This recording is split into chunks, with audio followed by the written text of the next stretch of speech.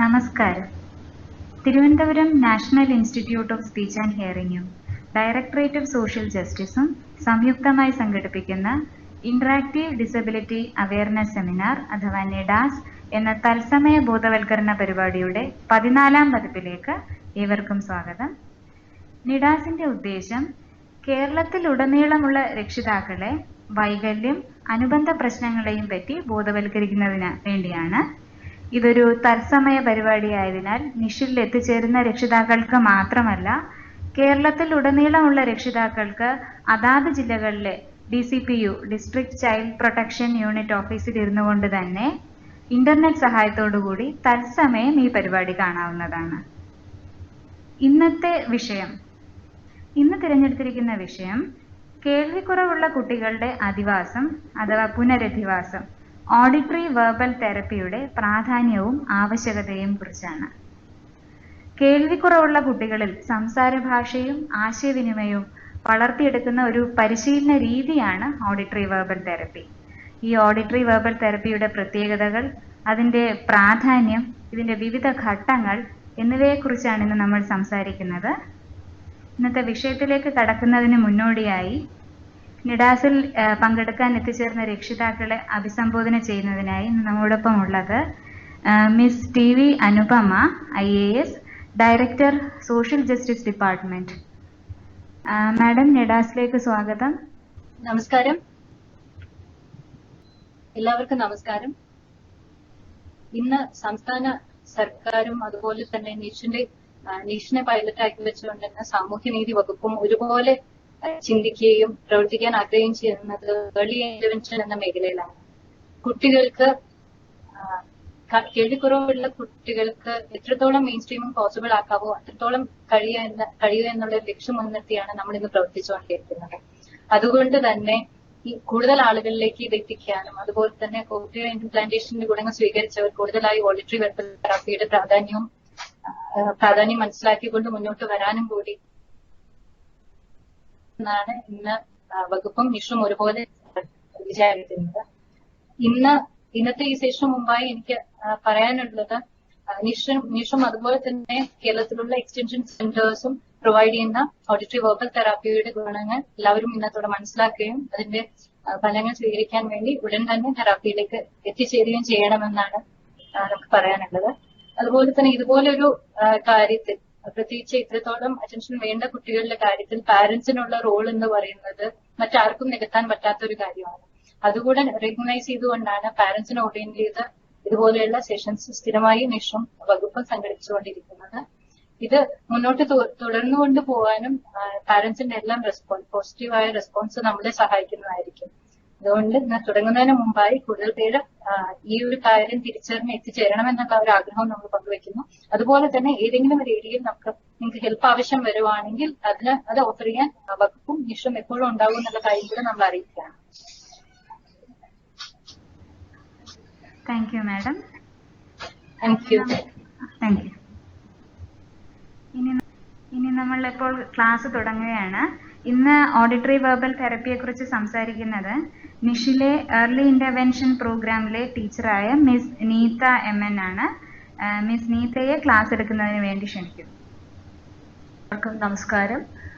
ഇന്നത്തെ നമ്മുടെ വിഷയം എന്ന് പറയുന്നത് കേൾവിക്കുറവുള്ള കുട്ടികളുടെ അധിവാസം അല്ലെങ്കിൽ പുനരധിവാസ പ്രക്രിയയിൽ ഓഡിറ്ററി വെർബൽ തെറപ്പിയുടെ പ്രാധാന്യവും അതുപോലെ തന്നെ അതിൻ്റെ ആവശ്യകതയും എന്ന വിഷയത്തെക്കുറിച്ചാണ്.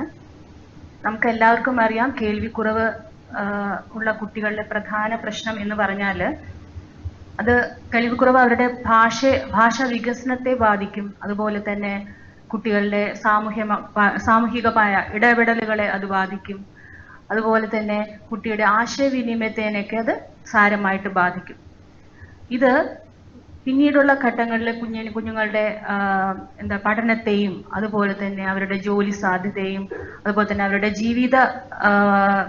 ജീവിതത്തെ തന്നെ, അവരുടെ ഭാവി ജീവിതത്തെ തന്നെ ബാധിക്കുന്ന രീതിയിലാണ് ഈ കേൾവിക്കുറവ് കുട്ടികളെ ബാധിക്കുന്നത്.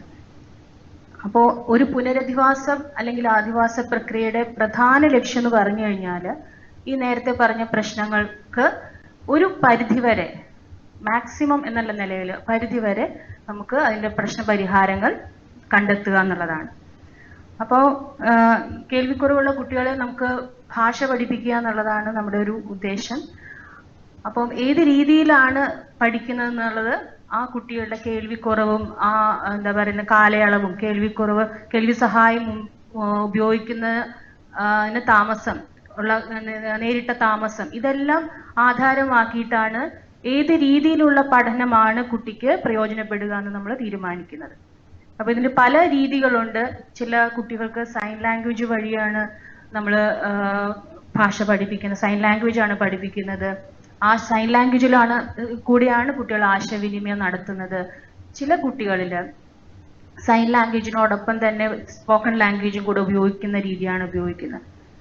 ചില കുട്ടികൾക്ക് എങ്ങനെയാണ് അവർക്ക് നല്ല കേൾവി ശക്തി ഉണ്ടാകും, അവർക്ക് കേൾവിയിലൂടെ മാത്രം ഭാഷ കേട്ടു പഠിക്കാനുള്ള ഒരു കഴിവും ഉണ്ടാകും. അപ്പൊ ഈ കുട്ടികളുടെ ഈ ഒരു കഴിവിനെ ആധാരമാക്കിയിട്ടാണ് നമ്മൾ ഏത് തരത്തിലുള്ള പ്രോഗ്രാമാണ് കുട്ടിക്ക് ചേരുന്നതെന്ന് തീരുമാനിക്കുന്നത്.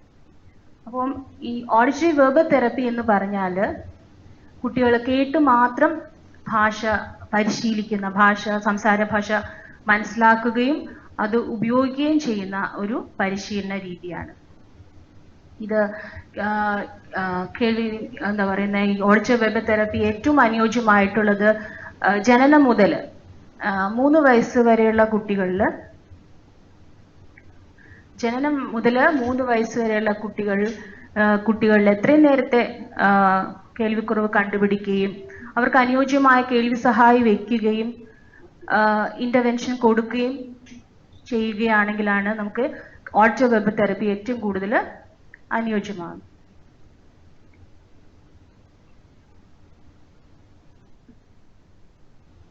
നമുക്കിനി ഓഡിറ്ററി വെർബൽ തെറപ്പിയിലേക്ക് കടക്കാം. അപ്പം ഓഡിറ്ററി വെർബൽ തെറപ്പി എന്ന് പറഞ്ഞ നേരത്തെ പറഞ്ഞു, കുട്ടികളിൽ കേൾവിക്കുറവുള്ള കുട്ടികൾക്ക് കേൾവിയിലൂടെ മാത്രം, ശ്രവണത്തിലൂടെ മാത്രം സംസാര ഭാഷ പഠിപ്പിക്കുന്ന ഒരു രീതിയാണ്, വളർത്തിയെടുക്കുന്ന ഒരു രീതിയാണ്. ഇതിന് ഈ തെറപ്പിയിൽ ആംഗ്യഭാഷയോ അല്ലെങ്കിൽ കുട്ടികളുടെ ചുണ്ടുകളുടെ ചലനമോ ഒന്നും കുട്ടികൾക്ക് ഭാഷ മനസ്സിലാക്കാനായിട്ട് ആവശ്യമായിട്ട് വരുന്നില്ല. ഓഡിറ്ററി വെർബൽ തെറപ്പിയിലേക്ക് കടക്കാം.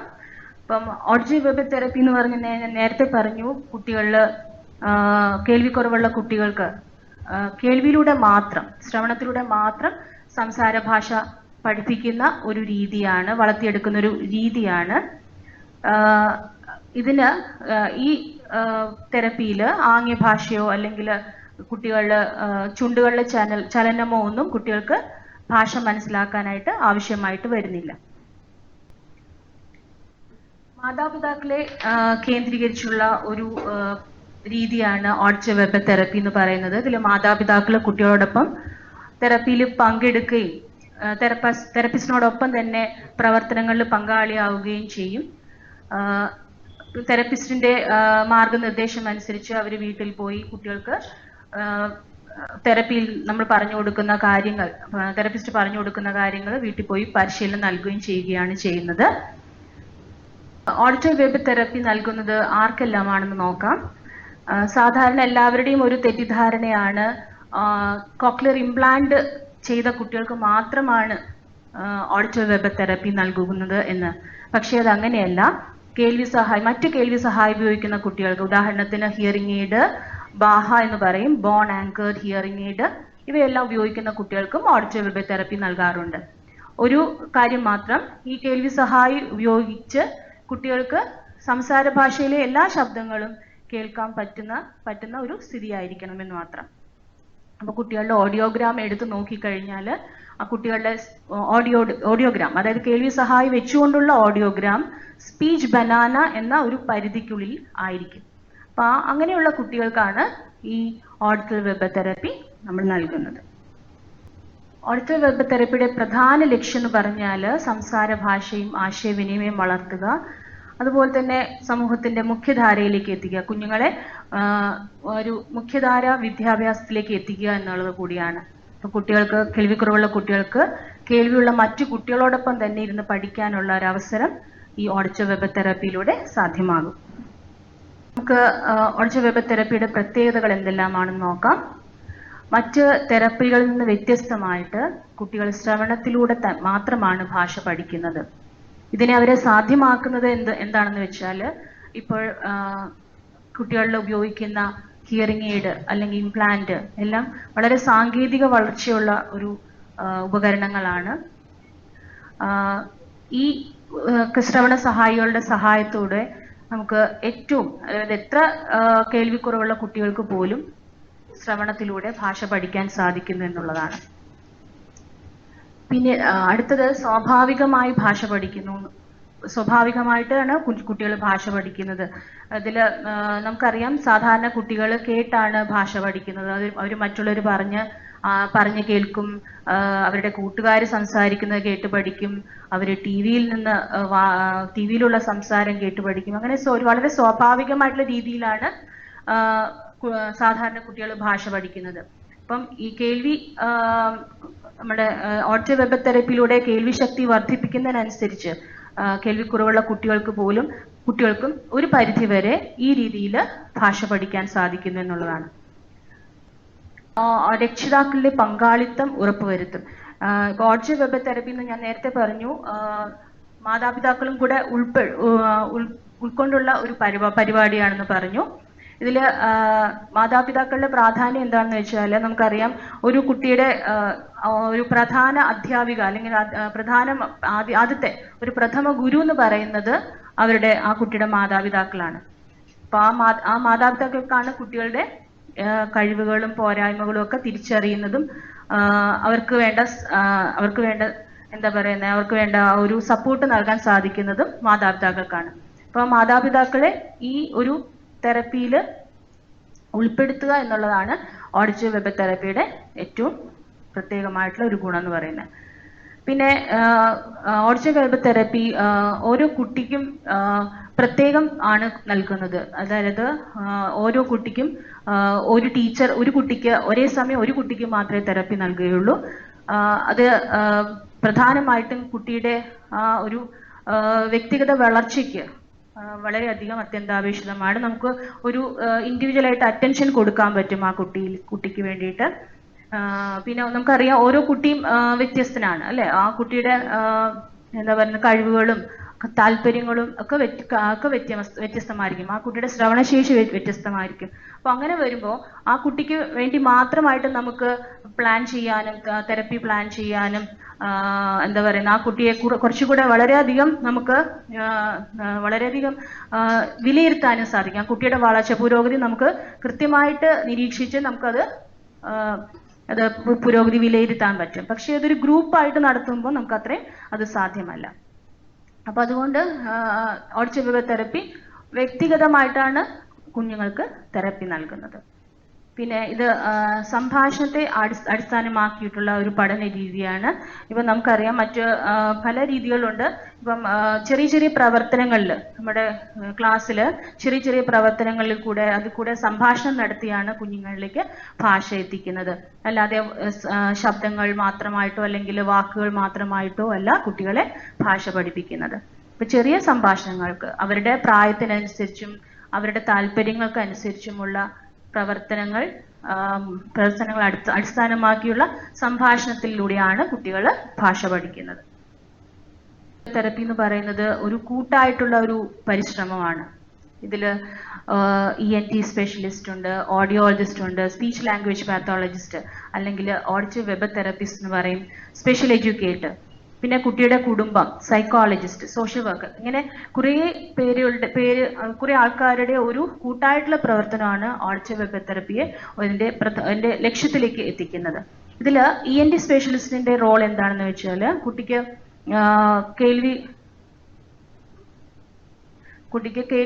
കേൾവിക്കുറവുള്ള കുട്ടികൾക്ക് കേൾവി എന്ന് പറയുന്ന കൂടെ ചെവിയിലെ ഇൻഫെക്ഷൻ വരാം, ചെവിക്ക് എന്തെങ്കിലും അസുഖങ്ങൾ വരാം.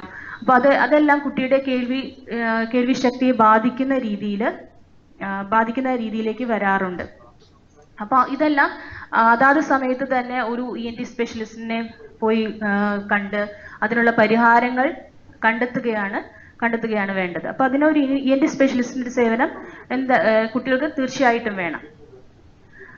പിന്നെ ഓഡിയോളജിസ്റ്റ് എന്ന് പറയുന്നത് ഓഡിയോളജിസ്റ്റിന്റെ പ്രവർത്തനം എന്ന് പറഞ്ഞാൽ മെയിനായിട്ട് ഏർലി ഡിറ്റക്ഷൻ, അതായത് എത്രയും നേരത്തെ കേൾവിക്കുറവ് കണ്ടുപിടിക്കുക, അത് കേൾവിക്കുറവിന് അനുയോജ്യമായിട്ടുള്ള ഒരു ഹിയറിംഗ് എയ്ഡ് അല്ലെങ്കിൽ മറ്റുള്ള ശ്രവണ സഹായികളൊക്കെ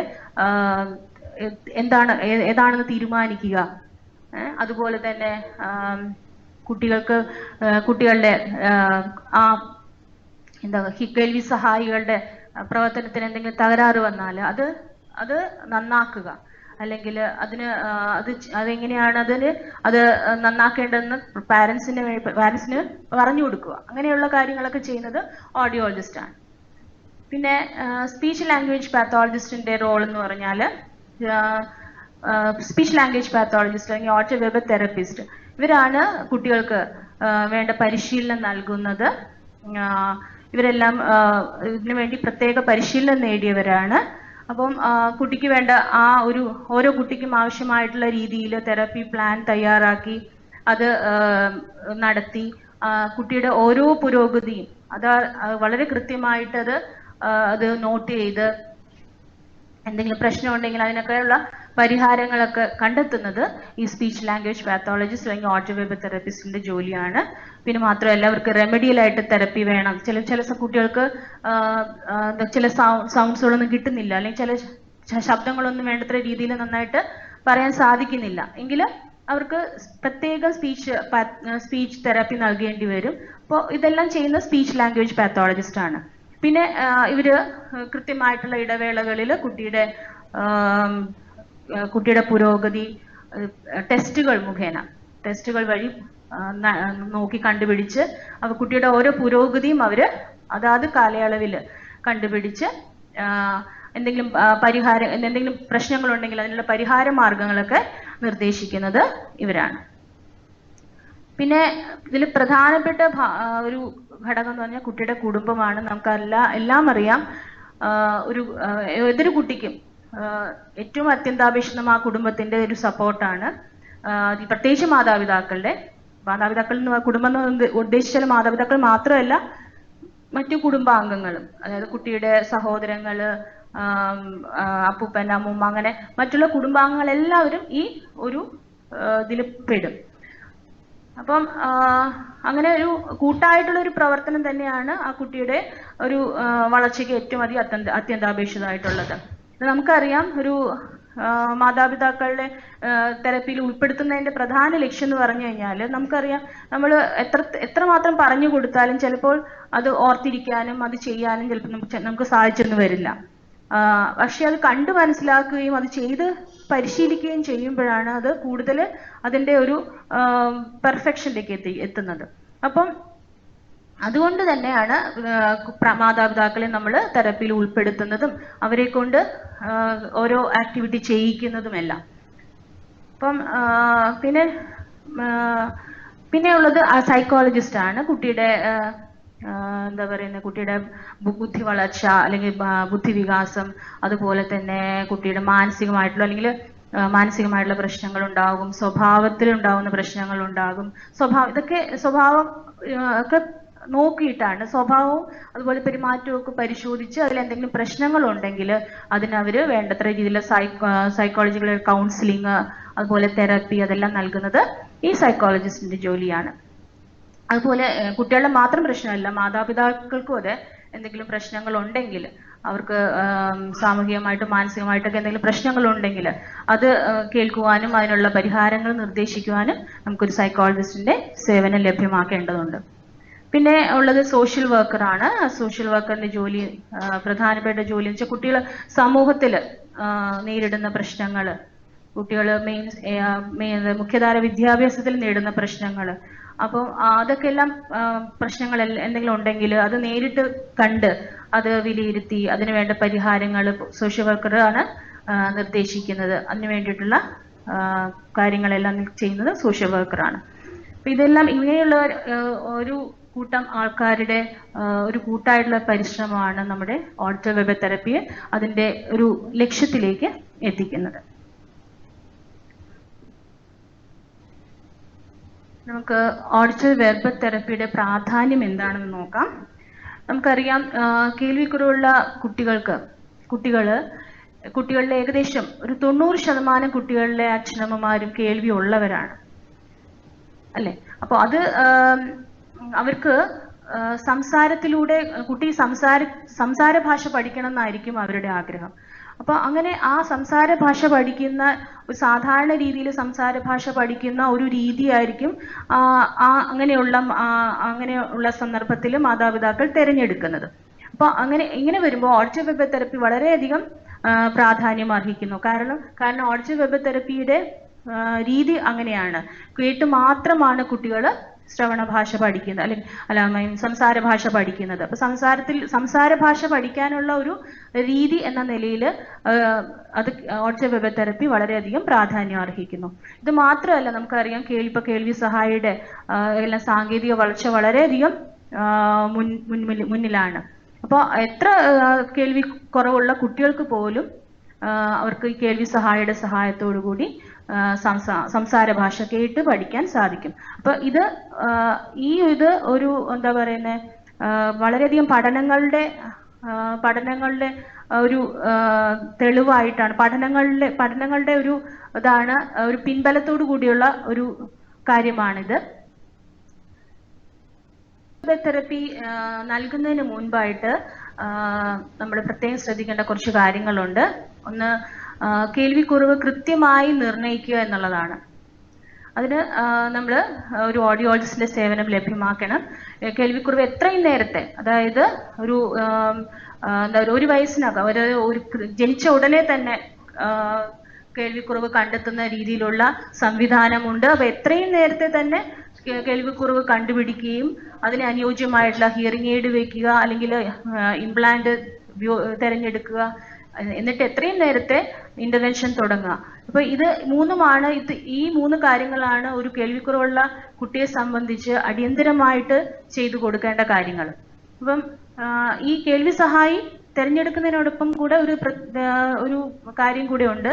ആ സഹായി ഉപയോഗിക്കുന്നത് കൊണ്ട് കുട്ടിക്ക് സംസാര ഭാഷയിലെ എല്ലാ ശബ്ദങ്ങളും കേൾക്കാൻ സാധിക്കണം. എങ്കിൽ മാത്രമേ നമുക്ക് ഓഡിറ്റീവ് വെബ് തെറപ്പിയിലൂടെ നമുക്ക് സംസാര ഭാഷ പഠിപ്പിക്കാൻ പറ്റുള്ളൂ. മാത്രമല്ല, ഈ കേൾവി സഹായി കുട്ടി സ്വീകരിക്കണം. കുട്ടിയും മാത്രമല്ല, മാതാപിതാക്കളും ആ ഒരു കേൾവി സഹായി ഉപയോഗിക്കുന്നതിനെ പ്രോത്സാഹിപ്പിക്കണം. ഉണർന്നിരിക്കുന്ന എല്ലാ സമയത്തും കുട്ടി ശ്രവണ സഹായി ഉപയോഗിച്ചിരിക്കണം. അപ്പൊ ഇതിനോടൊപ്പം തന്നെ നമുക്കറിയാം, ഒരു ഹിയറിംഗ് എയ്ഡ് അല്ലെങ്കിൽ ഇംപ്ലാന്റ് വെച്ചതുകൊണ്ട് മാത്രം കുട്ടി സംസാര ഭാഷ കേട്ട് പഠിക്കില്ല. നമുക്ക് സാധാരണ കുട്ടികൾ സംസാര ഭാഷ തനിയെ കേട്ട് പഠിക്കും. അതിനൊരു പ്രത്യേക പരിശീലനമൊന്നും ആവശ്യമില്ല. പക്ഷേ ഒരു കേൾവി കുറവുള്ള കുട്ടിയാണെങ്കിൽ അത് ശ്രവണ സഹായി വെച്ചു കൊടുത്തുകൊണ്ട് മാത്രം കുട്ടി തനിയെ സംസാര ഭാഷ കേട്ട് പഠിക്കില്ല. അതിനുവേണ്ടി പ്രത്യേക പരിശീലനം നൽകണം. ആ കുട്ടിയെ ശ്രദ്ധിക്കാനും അതുപോലെ തന്നെ സംസാരം കേൾക്കാനും ഒക്കെയുള്ള ഒരു ചിട്ടയായിട്ടുള്ള ഒരു പരിശീലനം ആ കുട്ടിക്ക് കൊടുക്കണം. അപ്പൊ അതിന് മാതാപിതാക്കളും മറ്റു കുടുംബാംഗങ്ങളെല്ലാം കുട്ടിയോട് വളരെയധികം എപ്പോഴും ഒരു സംസാരത്തിന്റെ ഒരു ലോകത്തായിരിക്കണം കുട്ടി ജീവിക്കുന്നത്. എപ്പോഴും അവന്റെ ചുറ്റുപാടുള്ള എല്ലാ ആൾക്കാരും അവനോട് സംസാരിക്കുകയും അവനോട് ഇടപഴകുകയൊക്കെ വേണം. എങ്കിൽ മാത്രമേ നമുക്കൊരു ഓഡിറ്റീവ് വെബ് തെറപ്പി എന്നുള്ള രീതിയിലൂടെ നമുക്ക് സംസാര ഭാഷ പഠിപ്പിക്കാനായിട്ട് സാധിക്കുള്ളൂ.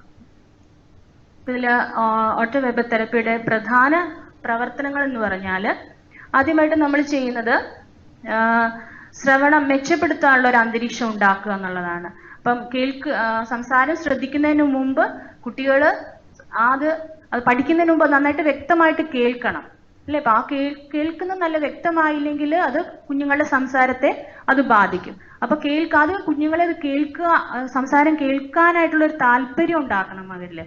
അപ്പൊ അത് എങ്ങനെയാണ് ചെയ്യുന്നത് വെച്ചാൽ, ആദ്യം കുട്ടികൾക്ക് കുട്ടികൾ ബഹളമൊന്നും ഇല്ലാത്ത ഒരു അന്തരീക്ഷം ഉണ്ടാക്കണം എന്നുള്ളതാണ്. ചുറ്റുപാടുകളിലുള്ള ശബ്ദങ്ങളൊക്കെ കഴിവതും കുറച്ച് കുട്ടികൾക്ക് ഏറ്റവും നല്ല രീതിയിൽ സംസാരം കേൾക്കാനും സംസാരമൊക്കെ കേൾക്കാനുള്ള ഒരു ചുറ്റുപാട് ഉണ്ടാക്കുക എന്നുള്ളതാണ് ചുറ്റുപാട് ഉണ്ടാക്കണം. അതോടൊപ്പം തന്നെ കുട്ടികൾക്ക് ഇഷ്ടമുള്ള കാര്യങ്ങളിലൂടെ വേണം നമുക്ക് ഭാഷ പഠിപ്പിക്കാൻ. അപ്പം കുട്ടികൾ ഇഷ്ടത്തോടെ ചെയ്യുമ്പോഴേ, അതിൽ താല്പര്യത്തോടു കൂടി ചെയ്യുമ്പോൾ മാത്രമേ അവരുടെ ശ്രദ്ധ നമുക്ക് കിട്ടുകയുള്ളൂ. അപ്പോൾ കുട്ടികൾക്ക് അവരുടെ പ്രായത്തിനനുസരിച്ച് അതുപോലെ തന്നെ അവരുടെ താല്പര്യങ്ങൾക്കനുസരിച്ചുള്ള ആക്ടിവിറ്റികൾ തിരഞ്ഞെടുത്ത് അതിലൂടെ വേണം നമുക്ക് ഭാഷ ഡെവലപ്പ് ചെയ്തെടുക്കാനായിട്ട്. ഇതാണ് ആദ്യം നമ്മൾ ആ ഒരു അന്തരീക്ഷം ഉണ്ടാക്കുക എന്നുള്ളതാണ്. ആ ഒരു ലിസണിങ് ഹാബിറ്റ് എന്ന് പറയും, ഒരു കേൾക്കാനുള്ള ഒരു ശീലം, കുട്ടികൾക്ക് കേൾക്കാനും ശ്രദ്ധിക്കാനൊക്കെയുള്ള ശീലം ഉണ്ടാക്കിയെടുക്കുക എന്നുള്ളതാണ് ആദ്യത്തെ ഒരു പടി എന്ന് പറയുന്നത്. പിന്നെ നമ്മൾ ചെയ്യുന്നത് പല പല ആക്ടിവിറ്റിയിലൂടെ, അതായത് നേരത്തെ ഞാൻ പറഞ്ഞു കുട്ടികളുടെ പ്രായത്തിനനുസരിച്ചും കുട്ടികളുടെ താല്പര്യത്തിനനുസരിച്ചും ഉള്ള പല ആക്ടിവിറ്റിയിലൂടെ കുട്ടിയിൽ സംസാര ഭാഷ എത്തിക്കുന്നു എന്നുള്ളതാണ്. അതായത് മനസ്സിലാക്കാനായിട്ട് കുട്ടിയെ മനസ്സിലാക്കിക്കുന്നു എന്നുള്ളതാണ്. ഇതിൽ പ്രധാനമായിട്ട് നമ്മൾ സാധാരണ കുട്ടികൾ, നമുക്കറിയാം കുട്ടികൾക്ക് ഏറ്റവും ഇഷ്ടമുള്ള കാര്യം കളികളാണ്. അപ്പൊ കളികള്, അതുപോലെ തന്നെ പുസ്തക വായന, അതുപോലെ തന്നെ നമ്മുടെ ദൈനംദിന ജീവിതമായിട്ട് ബന്ധപ്പെട്ട കുറെ ആക്ടിവിറ്റികൾ. ഇപ്പൊ നമ്മൾ എന്താ പറയുക, കടയിൽ പോകും, സാധനങ്ങൾ വാങ്ങിക്കും, അതുപോലെ തന്നെ എന്താ പറയുന്നത്, നമ്മൾ വീട്ടില് ഭക്ഷണ സാധനങ്ങൾ ഉണ്ടാക്കും. അപ്പം പല കാര്യങ്ങളാണ് നമ്മൾ ഒരു വീട്ടിൽ നടക്കുന്നത്. അപ്പൊ ആ കുഞ്ഞിന്റെ ദൈനംദിന ജീവിതമായിട്ട് ബന്ധപ്പെട്ട ആ കുറെ ആക്ടിവിറ്റികൾ നമ്മൾ ഇവിടെ തെറപ്പി സെഷനിലും അതിന്റെ ഒരു റെപ്ലിക്ക എന്ന് പറയും, അതിന്റെ ഒരു അതുപോലെ തന്നെ നമ്മളിവിടെ അഭിനയിച്ച് കളിക്കുന്നു. അപ്പൊ അങ്ങനെയൊക്കെ ചെയ്യുമ്പം അതിലൂടെയൊക്കെ കുട്ടികൾക്ക് ഭാഷ വികസിക്കുകയാണ് ചെയ്യുന്നത്. അപ്പൊ അത് കുട്ടികൾക്ക് ഇഷ്ടമുള്ളതാണ്, കുട്ടികൾക്ക് നേരിട്ട് കണ്ടു മനസ്സിലാക്കുന്ന, സ്ഥിരവും കാണുന്ന ഒരു കാഴ്ചകളാണ്. അപ്പൊ അത് കൂടുതൽ ശ്രദ്ധിക്കാനുള്ള ഒരു താല്പര്യം കുട്ടികൾക്ക് ഉണ്ടാവുകയും ചെയ്യും. പിന്നെ ഈ ഭാഷ മനസ്സിലാക്കുന്ന ആ കഴിവ് വർദ്ധിക്കുന്നതനുസരിച്ച് കുട്ടികൾ സംസാര ഭാഷ ഉപയോഗിക്കാനും തുടങ്ങുകയും ചെയ്യും. ഒരു AVT സെഷൻ എങ്ങനെ ആയിരിക്കണമെന്ന് നോക്കാം. സാധാരണ 1 മണിക്കൂർ സമയപരിധിയിലാണ് AVT സെഷൻ നടക്കുന്നത്. ഇത് ആഴ്ചയിൽ 1 ദിവസമോ അല്ലെങ്കിൽ 2 ദിവസമോ ആയിരിക്കും ഈ AVT സെഷൻ നൽകുക. ഇതിൽ ഒരു കുട്ടിക്ക് AVT, അതായത് ഓഡിറ്ററി വെർബൽ തെറപ്പി സെഷൻ നൽകുന്നതിന് മുമ്പ് കുട്ടിയെ നമ്മളൊന്ന് വിലയിരുത്തും. കുട്ടിയുടെ ലെവൽ എവിടെയാണ്, കുട്ടിക്ക് ഓരോ ഏരിയയിലും, ഇപ്പം കുട്ടിയുടെ ശ്രവണം എവിടെയാണ്, ഏത് ലെവലിലാണ്, കുട്ടിയുടെ സംസാരം ഏത് രീതിയിലാണ്, കുട്ടിയുടെ ഭാഷ ഏത് ലെവലിലാണ് എന്നെല്ലാം നമ്മൾ, അതുപോലെ കുട്ടിയുടെ ബുദ്ധി വികാസം എങ്ങനെയാണ്, ഇതെല്ലാം പല ഏരിയയിലും നമ്മൾ കുട്ടിയുടെ വികാസം നിരീക്ഷിച്ചിട്ട് അത് കുട്ടിയുടെ ഒരു ബേസ് ലൈൻ അസസ്മെന്റ് എന്ന് പറയും. ആ ബേസ് ലൈൻ അസസ്മെന്റ് തയ്യാറാക്കിയതിന് ശേഷമാണ് നമ്മൾ സെഷൻസ് സ്റ്റാർട്ട് ചെയ്യുന്നത്. അപ്പം ആ ബേസ് ലൈനിൽ കൂടെ തന്നെ നമുക്ക് അറിയാൻ പറ്റും കുട്ടി ഇപ്പോൾ ഏത് ലെവലിലാണ് നിൽക്കുന്നത്. അപ്പോൾ ആ കുട്ടിക്ക് ഇനി എന്തെല്ലാമാണ് നമ്മൾ ചെയ്യേണ്ടതെന്നുള്ള ഒരു ഐഡിയ നമുക്ക് കിട്ടും. അതിനുശേഷം നമ്മളൊരു ഓരോ കുട്ടിക്കും വേണ്ടി പ്രത്യേകം ഒരു തെറപ്പി പ്ലാൻ ഉണ്ടാക്കുകയാണ് ചെയ്യുന്നത്. ആ പ്ലാനിന് അനുസരിച്ചാണ് നമ്മൾ ഓരോ തെറപ്പി സെഷനും പിന്നീട് എടുക്കുന്നത്. അപ്പൊ ആ തെറപ്പി പ്ലാൻ ചെയ്യുമ്പോൾ അത് പ്ലാൻ ചെയ്യുന്നതിനോടൊപ്പം തന്നെ അത് മാതാപിതാക്കളുമായിട്ട് നമ്മളൊന്ന് ചർച്ച ചെയ്യുകയും അവരെ പറഞ്ഞ് മനസ്സിലാക്കുകയും ചെയ്യും. നമ്മൾ ഇനി ഈ അടുത്ത 3 മാസങ്ങളിൽ നിങ്ങളുടെ കുട്ടി എന്തൊക്കെയായിരിക്കും ചെയ്യാൻ പോകുന്നത്, അല്ലെങ്കിൽ എന്തൊക്കെ പുരോഗതികളായിരിക്കും നിങ്ങളുടെ കുട്ടിയിൽ ഉണ്ടാകാൻ പോകുന്നത്, അതിന് എന്തൊക്കെ കാര്യങ്ങളാണ് നമ്മളോട് ചെയ്യേണ്ടത് എന്നുള്ള കാര്യങ്ങളൊക്കെ കുട്ടിക്ക് മാതാപിതാക്കളോട് നമ്മൾ ചർച്ച ചെയ്യും. അപ്പൊ അങ്ങനെ ഒരു സെഷൻ തുടങ്ങുമ്പോൾ സാധാരണഗതിയിൽ നമ്മൾ ആ തലേ സെഷന്റെ, അതിന് മുൻപത്തെ സെഷൻ കഴിഞ്ഞ ശേഷം കുട്ടിക്ക് ഉണ്ടായ പുരോഗതിയെ കുറിച്ച്, അതുപോലെ തന്നെ നമ്മൾ പറഞ്ഞ കാര്യങ്ങൾ ചെയ്യാൻ നേരിട്ട എന്തെങ്കിലും പ്രശ്നങ്ങളോ അങ്ങനെ എന്തെങ്കിലുമൊക്കെ ഉണ്ടെങ്കിൽ അതൊക്കെ ഒന്ന് ചർച്ച ചെയ്ത ശേഷമാണ് നമ്മൾ ഓരോ പുതിയ AVT സെഷനും തുടങ്ങുന്നത്. പിന്നെ നമ്മൾ നേരത്തെ നിശ്ചയിച്ച് വെച്ച ആ പ്ലാനിനനുസരിച്ചാണ് AVT സെഷൻ മുന്നോട്ട് പോകുന്നത്. ഇതില് നമ്മൾ ഇവിടെ ഒരു ശ്രവണം മാത്രമല്ല, ശ്രവണശേഷി മാത്രമല്ല ഇവിടെ നമ്മൾ എന്താ പറയുന്ന ഉണ്ടാക്കിയെടുക്കുന്നത്. ഈ ശ്രവണശേഷി വളർത്തുന്നതോടൊപ്പം തന്നെ കുട്ടിയുടെ ഭാഷ, കുട്ടിയുടെ അവബോധം, അതുപോലെ തന്നെ കുട്ടിയുടെ സംസാരം, ഇതെല്ലാം ഒരേ സമയം തന്നെ നമ്മൾ വികസിപ്പിച്ചെടുക്കുകയാണ് ചെയ്യുന്നത്. അതിന് തക്കവണ്ണമുള്ള ആക്ടിവിറ്റികളാണ് നമ്മൾ സെലക്ട് ചെയ്യുന്നത്. അപ്പോൾ ഈ ആക്ടിവിറ്റികളൊക്കെ ചെയ്യുന്ന സമയത്ത് തെറപ്പിസ്റ്റ് അതിൽ പാരൻസിനെയും കൂടെ ഉൾപ്പെടുത്തിക്കൊണ്ടാണ് ചെയ്യിക്കുന്നത്. കാരണം ഇത് വീട്ടിൽ പോയി ചെയ്യേണ്ടത് പാരൻസ് ആണ്. അപ്പം അതിന്റെ ഒരു തുടർച്ചയായിട്ട് ചെയ്യേണ്ട കാര്യങ്ങൾ വീടുകളിലാണ് നടക്കേണ്ടത്. അപ്പൊ അല്ലെങ്കിൽ ആ ഒരു പ്രോഗ്രസ് വേണ്ട രീതിയിൽ നടക്കില്ല. അപ്പൊ അതുകൊണ്ട് ആ സമയത്ത് തെറപ്പി നടക്കുന്ന സമയത്ത് ഓരോ കാര്യങ്ങൾ ചെയ്യുമ്പോഴും അതിൽ പാരന്റ്സിനെ ഉൾപ്പെടുത്തിക്കൊണ്ടാണ് ചെയ്യുന്നത്.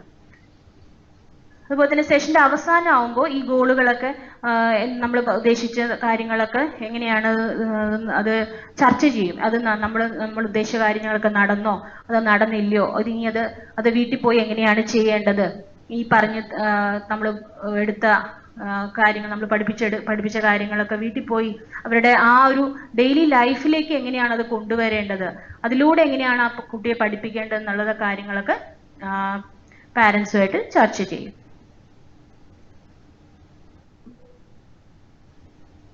ഇനി നമുക്ക് ഈ ഓർഡിനറി വെർബൽ തെറപ്പിയുടെ വിവിധ ഘട്ടങ്ങളിൽ കുട്ടിക്കുണ്ടാകുന്ന പുരോഗതി എന്താണെന്ന് നോക്കാം. ഇതിപ്പം സാധാരണ ഒരു 1 മുതൽ 4 ആഴ്ച വരെ ഉള്ള സമയത്ത്, അതായത് ഏകദേശം 1 മാസത്തിനുള്ളിൽ കുട്ടികൾ ശബ്ദങ്ങളോട് പ്രതികരിക്കുകയും അവയുടെ ഉറവിടം എവിടെയാണെന്ന് കണ്ടെത്താൻ ശ്രമിക്കുകയും ചെയ്യും. അതിൽ ഈ ശബ്ദങ്ങൾ എന്ന് പറഞ്ഞാൽ ചുറ്റുപാടുമുള്ള ശബ്ദങ്ങളുണ്ട്, നമ്മുടെ സംസാരത്തിലുള്ള ശബ്ദങ്ങളുണ്ട്. ഇതിനെല്ലാം കുട്ടികൾ കേട്ട് പ്രതികരിക്കും. കുട്ടികൾ ശബ്ദങ്ങൾ കേട്ടാൽ തിരിഞ്ഞു നോക്കുകയോ അല്ലെങ്കിൽ ശബ്ദങ്ങൾ കേട്ടാൽ ചിരിക്കുകയോ അങ്ങനെയുള്ള പ്രതികരണങ്ങൾ കുട്ടികൾ കാണിക്കും. അത് മാത്രമല്ല, അത് എവിടെ നിന്നാണ് വരുന്നത്, അത് എവിടെ നിന്നാണ് വരുന്നതെന്ന് അറിയാനായിട്ട് അത് ചുറ്റുപാട് നോക്കുകയും അത് കണ്ടെത്തുകയും ചെയ്യാൻ ശ്രമിക്കുകയും ചെയ്യും. പിന്നെ കുട്ടികൾ ശബ്ദങ്ങൾ നമ്മുടെ ചുറ്റുപാടുള്ള ശബ്ദങ്ങളിൽ ശ്രദ്ധിക്കാനുള്ള ഒരു താല്പര്യവും കുട്ടികൾക്കുണ്ടാവും. 2 മുതൽ 5 മാസം വരെയുള്ള കാലയളവിൽ കുട്ടികൾ ശബ്ദങ്ങൾ വേർതിരിച്ചറിയാൻ ശ്രമിക്കും. അവർക്ക് അതിന് സാധിക്കും. കുട്ടികൾ 2 ശബ്ദങ്ങൾ കേട്ടാൽ അത് ഒരുപോലെയാണോ അതോ വ്യത്യാസമുള്ളതാണോ എന്നുള്ളതൊക്കെ അവർക്ക് മനസ്സിലാക്കാൻ സാധിക്കും. അപ്പം ഇതിന് അവരെ സഹായിക്കുന്നത് എന്താണെന്ന് വെച്ചാൽ 2 ശബ്ദങ്ങൾ തമ്മിലുള്ള ആ ഉച്ചത്തിലുള്ള വ്യത്യാസം, ചിലത് ഉച്ചത്തിലുള്ളതാകാം, ചിലത് ഒരു ചെറിയ സൗണ്ട് ആകാം, അല്ലെ, ചിലത് നീളമുള്ള ഒരു സൗണ്ട് ആകാം, കുറെ സമയം നിൽക്കുന്ന ഒരു സൗണ്ട് ആകാം, ചില ശബ്ദങ്ങൾ കുറച്ച് സമയത്തേക്ക് മാത്രം നിലനിൽക്കുന്ന സൗണ്ട് ആകാം. അപ്പൊ അങ്ങനെ സമയത്തിലും അതിന്റെ ഉച്ചത്തിലും ഒക്കെയുള്ള ആ വ്യത്യാസം ആണ് കുട്ടികളെ ഈ ശബ്ദങ്ങൾ തിരിച്ചറിയാനായിട്ട് സഹായിക്കുന്നത്. 6 മാസം മുതൽ 9 മാസം വരെയുള്ള കാലയളവിൽ കുട്ടികൾ ഈ ശബ്ദങ്ങളെല്ലാം കൃത്യമായിട്ട് തിരിച്ചറിയും. ഇന്നതിന്റെ ശബ്ദങ്ങളാണെന്ന് കൃത്യമായിട്ട് തിരിച്ചറിയും. അതിന് കുട്ടികളെ സഹായിക്കുന്ന ഈ ശബ്ദങ്ങളുടെ ഏത് വസ്തുക്കൾ, നമ്മൾ എപ്പോഴും ശബ്ദങ്ങൾ മാത്രമായിട്ടല്ല കുഞ്ഞുങ്ങളുടെ മുമ്പിൽ അവതരിപ്പിക്കുന്നത്. ഓരോ ശബ്ദത്തിനും അതുമായിട്ട് ബന്ധപ്പെട്ട വസ്തുക്കളെയും കൂടെ കാണിച്ചു കൊടുത്താണ് നമ്മൾ കുട്ടികൾക്ക് ശബ്ദങ്ങൾ പറഞ്ഞു കൊടുക്കുന്നത്. ഉദാഹരണത്തിന് നമ്മളിപ്പോ ഒരു പി എന്നുള്ള ശബ്ദം പറഞ്ഞു കൊടുക്കണത് കാറ് കാണിച്ചുകൊണ്ടാണ്, അല്ലാതെ വെറുതെ ആ ശബ്ദം മാത്രമല്ല. അതുപോലെ തന്നെ ബൗബോ എന്നുള്ള ശബ്ദം നമ്മൾ പറഞ്ഞു കൊടുക്കുകയാണെങ്കിൽ ഒരു പട്ടിയുടെ രൂപം കാണിച്ചിട്ടായിരിക്കും നമ്മൾ പറഞ്ഞു കൊടുക്കുന്നത്. അപ്പൊ കുട്ടി അത് റിലേറ്റ് ചെയ്യുകയാണ് ചെയ്യുന്നത്. ഓ, ഈ ശബ്ദം ഇന്ന വസ്തുവിന്റെ ആണ്. ആ ഒരു റിലേഷൻ കുട്ടി ഉണ്ടാക്കിയെടുക്കും. അതാണ് ആ കുട്ടികൾ ചെയ്യുന്ന, ആ പ്രായത്തിൽ ചെയ്യുന്നത്. ഒരു അസോസിയേഷൻ ഉണ്ടാക്കും. ആ 2 വസ്തുക്കളും അതിന്റെ ആ ശബ്ദവുമായിട്ട് ഒരു അസോസിയേഷൻ ഉണ്ടാക്കും. അപ്പൊ അങ്ങനെ ആ അസോസിയേഷൻ ഡെവലപ്പ് ചെയ്ത് കഴിഞ്ഞാൽ കുട്ടികൾ അത് വേർതിരിച്ചറിയാനും അത് ഇന്നതിന്റെ ശബ്ദമാണെന്ന് തിരിച്ചറിയുകയും അത് പിന്നീട് അതങ്ങോട്ട് അത് സ്വയം ഇമിറ്റേറ്റ് ചെയ്യും. അത് ആ ശബ്ദങ്ങൾ പുറപ്പെടുവിക്കാൻ തുടങ്ങും. അല്ലെങ്കിൽ നമ്മൾ പറയുന്നത് കേട്ടാൽ അത് തിരിച്ചു പറയാനൊക്കെ ശ്രമിക്കുകയും ചെയ്യും. 9 മാസം മുതൽ 18 മാസം വരെയുള്ള കാലയളവിലാണ് കുട്ടികൾ വസ്തുക്കളുടെ പേരുകളിലൂടെ തിരിച്ചറിയും. അപ്പൊ ആ പ്രായത്തിലാവുമ്പോഴേക്കും കുട്ടികൾക്ക് വസ്തുവിന്റെ പേര് പറഞ്ഞാൽ തിരിച്ചറിയാൻ പറ്റും. ഇന്ന പേര് കേട്ടാൽ അത് ഏത് വസ്തുവാണെന്ന് കുഞ്ഞ് തിരിച്ചറിയും. ഇപ്പം പന്തെന്ന് പറഞ്ഞാൽ കുഞ്ഞ് പന്തിലോട്ട് നോക്കും, അല്ലെങ്കിൽ പന്ത് എടുക്കും, അല്ലെങ്കിൽ എന്താ പറയുന്ന പന്തെടുത്ത് പന്ത് ചൂണ്ടിക്കാണിക്കും, അല്ലെങ്കിൽ പന്തിലോട്ട് നോക്കും, അല്ലെങ്കിൽ പന്ത് എടുക്കും. അപ്പൊ അങ്ങനെയുള്ള ആ വസ്തുക്കളുടെ പേര് കേട്ടാൽ കുഞ്ഞുങ്ങള് തിരിച്ചറിയും. അപ്പൊ കുഞ്ഞുങ്ങൾ ആ സമയത്താണ് എല്ലാ കാറ്റഗറിയിലുള്ള വസ്തുക്കളുടെ പേരുകൾ കുഞ്ഞുങ്ങൾ പഠിക്കുന്നത്. ഇപ്പം പല കാറ്റഗറി ഉണ്ട്. ഇപ്പം മൃഗങ്ങളുണ്ട്, വാഹനങ്ങളുണ്ട്, പച്ചക്കറികളുണ്ട്, നമ്മുടെ വസ്ത്രങ്ങളുണ്ട്. അങ്ങനെ പല കാറ്റഗറിയിലുള്ള വസ്തുക്കളാണ് കുഞ്ഞുങ്ങളുടെ ദൈനംദിന ജീവിതത്തിൽ ഉപയോഗിക്കുന്നത്. അപ്പോൾ അതെല്ലാം ആ വസ്തുക്കളെല്ലാം കുട്ടികൾക്ക് അതിന്റെ പേരിലൂടെ തന്നെ തിരിച്ചറിയാനായിട്ട് സാധിക്കും. ഇതോടൊപ്പം തന്നെ അവരുടെ ഓഡിറ്ററി മെമ്മറി വർദ്ധിക്കും. ഓഡിറ്ററി മെമ്മറി എന്ന് പറഞ്ഞാൽ ഒരു വസ്തുവിന്റെ പേര് കേട്ടാൽ അല്ലെങ്കിൽ ഒന്നോ രണ്ടോ വസ്തുക്കളുടെ പേര് കേട്ടാൽ അത് ഓർത്ത് വെച്ച് അത് എടുക്കാനും അല്ലെങ്കിൽ അത് തിരിച്ചു പറയാനും ഒക്കെയുള്ള ആ ഒരു മെമ്മറി ഉണ്ട്, ഓഡിറ്ററി മെമ്മറി എന്ന് നമ്മൾ പറയും. അത് എന്താ പറയുക, അങ്ങനെ ആദ്യം ഒരൈറ്റം മെമ്മറി, പിന്നെ 2 item memory, 3 item memory, 4 item memory, അങ്ങനെയാണ് അതിന്റെ വികാസം നടക്കുന്നത്. അപ്പൊ ആദ്യം കുട്ടികൾ ഒരു വസ്തുവിന്റെ പേര് പറഞ്ഞാൽ മാത്രമേ എടുക്കുകയുള്ളൂ, അല്ലെങ്കിൽ തിരിച്ചറിയുള്ളൂ. അല്ലെങ്കിൽ പിന്നീട് 2 വസ്തുക്കളുടെ പേര് ഒരുമിച്ച് പറഞ്ഞാൽ കുഞ്ഞുങ്ങൾക്ക് ഓർത്ത് വെക്കാനും അത് തിരിച്ചു പറയാനോ അല്ലെങ്കിൽ അത് എടുക്കാനോ, ആ വസ്തുക്കൾ എടുക്കാനോ സാധിക്കും.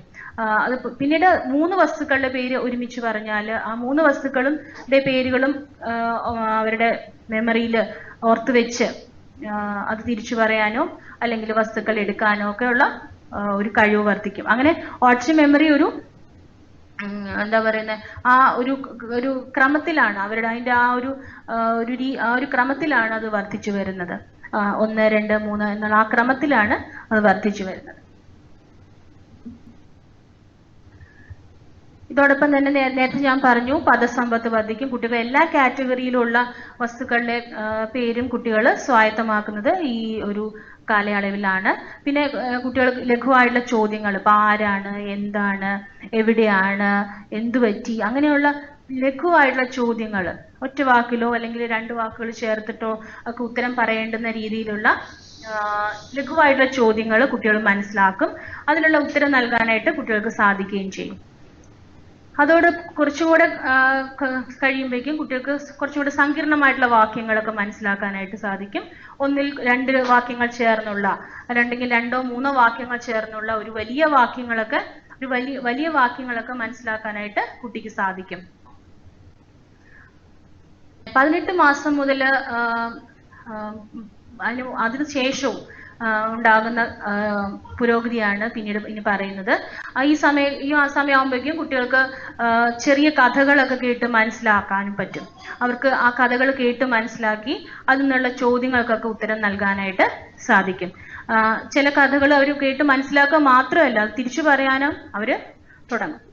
പിന്നെ പരിചയം നമുക്കറിയാം. പിന്നീട് ഈ ഒരു കാലയളവാകുമ്പോഴേക്കും കുഞ്ഞുങ്ങൾ നന്നായിട്ട് സംഭാഷണത്തിലേക്ക് ഏർപ്പെടും. അവർക്ക് അറിയാവുന്ന വിഷയങ്ങളാണെങ്കിൽ അതിനെക്കുറിച്ച് വളരെ വാചാലമായിട്ട് സംസാരിക്കാനായിട്ട് കുട്ടികൾക്ക് സാധിക്കും.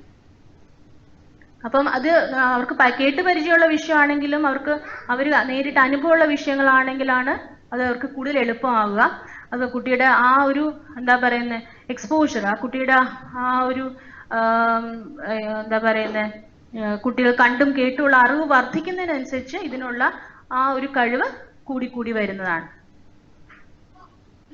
ആയിട്ടുള്ള ഒരു എന്താ പറയുന്ന ഒരു കഴിവെന്ന് പറഞ്ഞാൽ കുട്ടികൾക്ക് ടെലിഫോണിലൂടെ സംസാരിക്കാൻ സാധിക്കും. ആദ്യം വളരെ ഫെമിലിയർ ആയിട്ടുള്ള ആൾക്കാർ, വളരെ പരിചയമുള്ള ആൾക്കാരോട് സംസാരിക്കാനായിരിക്കും കുട്ടികൾക്ക് എളുപ്പം ഉണ്ടാവുക. അതിനുശേഷം പരിചയമില്ലാത്തവരാണെങ്കിൽ പോലും അവരോട് വളരെ ഭംഗിയായിട്ട് സംസാരിക്കാനായിട്ട് കുട്ടികൾക്ക് സാധിക്കും. അപ്പൊ ഇതാണ് ഒരു തെറപ്പിയിലൂടെ വിവിധ ഘട്ടങ്ങളിൽ കൂടെ പോകുമ്പോൾ കുട്ടിക്ക് ഉണ്ടാകുന്ന പുരോഗതി. പക്ഷേ ഇത് എല്ലാ കുട്ടികൾക്കും ഒരുപോലെ ആയിരിക്കണം എന്നില്ല. ഇത് പല ഘടകങ്ങളെയും ആശ്രയിച്ചാണ് ഇതിന്റെ ഒരു പ്രോഗ്രസ് എന്ന് പറയുന്നത്. അത് നമുക്ക് കുറച്ചും കൂടെ കഴിഞ്ഞിട്ട് നമുക്കത് ചർച്ച ചെയ്യാം. നമ്മൾ നേരത്തെ പറഞ്ഞത് ഓരോ ഘട്ടങ്ങളിൽ ഉണ്ടാകുന്ന പുരോഗതിയെ കുറിച്ചാണ്. ഇനി പറയാൻ പോകുന്നത് ഓരോ മേഖലയിലും കുട്ടികൾക്ക് എന്തൊക്കെ പുരോഗതിയാണ് ഉണ്ടാകാൻ പോകുന്നതെന്നാണ്. ഇപ്പം കുട്ടികളുടെ ശ്രവണം ഞാൻ നേരത്തെ പറഞ്ഞു. ഇപ്പൊ ഓഡിറ്ററി വെർബൽ തെറപ്പി ആണെങ്കിലും ശരി, അത് വേറെ ഏതൊരു ഇന്റർവെൻഷൻ പ്രോഗ്രാം ആണെങ്കിലും ശരി, ഏതെങ്കിലും ഒരു മേഖലയിലായിരിക്കില്ല കുട്ടികളുടെ വളർച്ച അവര് നോക്കുന്നത്. എല്ലാ മേഖലകളിലും ഒരു കുട്ടികളുടെ സമഗ്രമായിട്ടുള്ള ഒരു വികസനത്തിന് വേണ്ടിയിട്ടായിരിക്കും അവര് പ്രവർത്തിക്കുന്നത്. അപ്പൊ കുട്ടിയുടെ ശ്രവണത്തിന് മാത്രമല്ല നമ്മൾ പ്രാധാന്യം കൊടുക്കുന്നത്, ശ്രവണത്തിനോടൊപ്പം ഭാഷ, അതുപോലെ തന്നെ കുട്ടിയുടെ സംസാരം, കുട്ടിയുടെ അവബോധം, ഇതെല്ലാം ഒരേ സമയം വികസിച്ച് വരുന്നതിനുള്ള കാര്യങ്ങളാണ് നമ്മൾ തെറപ്പിയിലൂടെ ചെയ്യുന്നത്. അപ്പൊ നമുക്ക് ഓരോ മേഖലകളിലും കുട്ടിക്ക് ഉണ്ടാകുന്ന പുരോഗതി എന്താണെന്ന് നോക്കാം. ശ്രവണം, ആദ്യം കുട്ടികൾക്ക് ശബ്ദങ്ങളോട് അവബോധം ഉണ്ടാവുകയാണ് ചെയ്യുന്നത്. ശബ്ദങ്ങൾ കേൾക്കും, ശബ്ദങ്ങൾ കേട്ട് അതിനോട് പ്രതികരിക്കും. ഇപ്പൊ ശബ്ദങ്ങളോട് മാത്രമല്ല, ശബ്ദമില്ലാത്ത ഒരു അവസ്ഥയോടും കുട്ടികൾ ആ സമയത്താണ് പ്രതികരിക്കുന്നത്. പിന്നെ ശബ്ദങ്ങൾ എവിടെ നിന്ന് വരുന്നു എന്നുള്ളത് അത് അന്വേഷിക്കും, എവിടെ നിന്നാണ് ശബ്ദം വരുന്നത്. അതുപോലെ തന്നെ മറ്റു എല്ലാ തരത്തിലുള്ള ശബ്ദങ്ങൾ ശ്രദ്ധിക്കുവാനുമുള്ള ഒരു എന്താ പറയുന്ന ഒരു ഹാബിറ്റ് അല്ലെങ്കിൽ ഒരു ശീലം കുട്ടികൾക്ക് ഉണ്ടാകും. അപ്പം അത് കഴിഞ്ഞിട്ടാണ് കുഞ്ഞുങ്ങൾ ശബ്ദങ്ങൾ വേർതിരിച്ചറിയുന്നത്. രണ്ട് ശബ്ദങ്ങൾ തമ്മിലുള്ള വ്യത്യാസങ്ങൾ കുഞ്ഞുങ്ങൾ അറിയും. പിന്നീട് ശബ്ദങ്ങൾ കൃത്യമായിട്ട് മനസ്സിലാക്കും, ഏതിന്റെ ശബ്ദമാണ് എന്നുള്ളത് കൃത്യമായിട്ട് മനസ്സിലാക്കും. പിന്നീട് അങ്ങോട്ട് ശബ്ദങ്ങൾ, വാക്കുകളിൽ സംസാരത്തിന്റെയൊക്കെ അർത്ഥം കുഞ്ഞുങ്ങൾ മനസ്സിലാക്കുകയാണ് ചെയ്യുന്നത്. ഇനി ഭാഷയുടെ വികാസം എങ്ങനെയാണെന്ന് വെച്ചാൽ, ആദ്യം കുട്ടികൾ വൊക്കാബുലറി ആണ് ഉണ്ടാകുന്നത്. കുട്ടികൾക്ക് ധാരാളം പദസമ്പത്ത് ഉണ്ടാകുന്നു. പല കാറ്റഗറിയിലുള്ള വസ്തുക്കളുടെ പേരുകൾ കുട്ടികൾ പഠിക്കുന്നു. അത് കഴിഞ്ഞിട്ട് ചെറിയ വാക്യങ്ങൾ, അതായത് വാക്യശകലങ്ങൾ നമ്മൾ പറയും, ഫ്രേസസ് എന്ന് പറയും. രണ്ട് വാക്കുകൾ ചേർന്നിട്ടുള്ള ചെറിയ ഫ്രേസസ് ഒക്കെയാണ് കുഞ്ഞുങ്ങൾ മനസ്സിലാക്കുന്നത്. ഉദാഹരണത്തിന് താഴെ വീണു, പറന്നുപോയി, പൊട്ടിപ്പോയി, അങ്ങനെയുള്ള ചെറിയ വാക്യങ്ങൾ നമ്മൾ സ്ഥിരമായിട്ട് നമ്മൾ ഉപയോഗിക്കും. ആ വാക്യങ്ങൾ ഒക്കെയാണ് കുട്ടികൾക്ക് മനസ്സിലാകുകയും കുട്ടികളത് പറയാൻ തുടങ്ങുകയും ചെയ്യുന്നത്. പിന്നീട് അങ്ങോട്ട് ഒരു ലഘുവായിട്ടുള്ള ചില സെന്റൻസുകളൊക്കെ മനസ്സിലാക്കും. ആദ്യം 3-4 വാക്കുകളുള്ള സെന്റൻസ് ഒക്കെ ആയിരിക്കും കുഞ്ഞുങ്ങൾ മനസ്സിലാക്കുന്നത്. തുടർന്ന് കൂടുതൽ വാക്കുകളുള്ള സെന്റൻസസ് ഒക്കെ പറഞ്ഞാൽ കുട്ടികൾക്ക് മനസ്സിലാകും. പിന്നീട് അവസാനമാകുമ്പോഴേക്കും കുഞ്ഞുങ്ങൾ വളരെയധികം സംഭാഷണത്തിൽ ഏർപ്പെടുന്ന രീതിയിൽ, അതായത് ഏതൊരു വിഷയത്തെക്കുറിച്ചും നല്ല ഒഴുക്കോടുകൂടി സംസാരിക്കുന്ന രീതിയിലേക്ക് കുഞ്ഞുങ്ങൾ എത്തുന്നു എന്നുള്ളതാണ്. ഇനി സംസാരത്തിൽ കുഞ്ഞുങ്ങൾക്കുണ്ടാകുന്ന പുരോഗതി എന്താണെന്ന് വെച്ചാൽ, കുഞ്ഞുങ്ങൾ ആദ്യം ശബ്ദങ്ങൾ ഉണ്ടാക്കുകയാണ് ചെയ്യുന്നത്. അവർ കേൾക്കുന്ന ശബ്ദങ്ങൾ അവർ സ്വയം ശബ്ദങ്ങൾ ഉണ്ടാക്കുകയും ചെയ്യും. അതുപോലെ തന്നെ മറ്റുള്ളവരുണ്ടാക്കുന്ന ശബ്ദങ്ങൾ അവർ തിരിച്ച് പറയാൻ ശ്രമിക്കുകയും ചെയ്യും. പിന്നെ ഈ ശബ്ദങ്ങളിൽ തന്നെ വ്യതിയാനം ഉണ്ടാക്കും. ഇപ്പം നല്ല ഉച്ചത്തിലുള്ള ശബ്ദമുണ്ട്, പതുക്കെ വളരെ വിസ്പർ ചെയ്യുന്ന, അതായത് വളരെ മന്ത്രിക്കുന്ന രീതിയിലുള്ള ശബ്ദങ്ങളുണ്ട്, അല്ലെ, എന്താ പറയുന്ന അതിന്റെ പിച്ച് വ്യത്യാസമുള്ള ശബ്ദങ്ങളുണ്ട്. അപ്പൊ അങ്ങനെ ആ ശബ്ദത്തിലുള്ള വേരിയേഷൻ മുഴുവൻ ഉൾക്കൊണ്ടുകൊണ്ട് അതുപോലുള്ള ശബ്ദങ്ങൾ ഉണ്ടാക്കാനുള്ള ഒരു ശ്രമം കുട്ടികളുടെ ഭാഗത്തു നിന്നുണ്ടാകുന്നു. പിന്നെ അവർ ഉപയോഗിക്കുന്ന സ്വരാക്ഷരങ്ങളാണ്. ആദ്യം ഒരു സ്വരാക്ഷരങ്ങളാണ്, ആ, ഈ, ഊ എന്നുള്ള അങ്ങനെയുള്ള സ്വരാക്ഷരങ്ങളാണ് അവർ ഉപയോഗിക്കുന്നത്. പിന്നീട് സ്വരാക്ഷരങ്ങൾ ചേർന്നിട്ടുള്ള ശബ്ദങ്ങളുണ്ട്, അതിന് ഡിഫ്തോങ്സ് എന്ന് പറയും. അപ്പൊ ആവു, ആയി, അങ്ങനെയുള്ള ശബ്ദങ്ങളൊക്കെയാണ് പിന്നീട് അവർ ഉണ്ടാക്കാൻ ശ്രമിക്കുക. പിന്നെ അതിനുശേഷം വ്യഞ്ജനാക്ഷരങ്ങൾ, അവിടെ ഒരു ക്രമമുണ്ട്. ആ വ്യഞ്ജനാക്ഷരങ്ങൾ കുട്ടികൾ ഉപയോഗിക്കുന്ന ഒരു ക്രമമുണ്ട്. ആ ക്രമത്തിനനുസരിച്ച് തന്നെ കുഞ്ഞുങ്ങൾ ഉപയോഗിക്കും. ഉദാഹരണത്തിന് ഇപ്പോൾ ആദ്യമായിട്ട് കുഞ്ഞുങ്ങൾ ഉപയോഗിക്കുന്നത് പ, ബ, മ അങ്ങനെയുള്ള ശബ്ദങ്ങളായിരിക്കും കുഞ്ഞുങ്ങൾ ആദ്യം ഉപയോഗിക്കുന്നത്. അതിനുശേഷമായിരിക്കും ക, ഗ, ഠ, ഡ അങ്ങനെയുള്ള ശബ്ദങ്ങളൊക്കെ ഉപയോഗിക്കുന്നത്. അപ്പൊ അതിനൊരു ക്രമമുണ്ട്. ആ ക്രമത്തിനനുസരിച്ച് കുട്ടികൾ ശബ്ദങ്ങൾ ഉപയോഗിക്കാൻ തുടങ്ങും. പിന്നീട് അങ്ങോട്ട്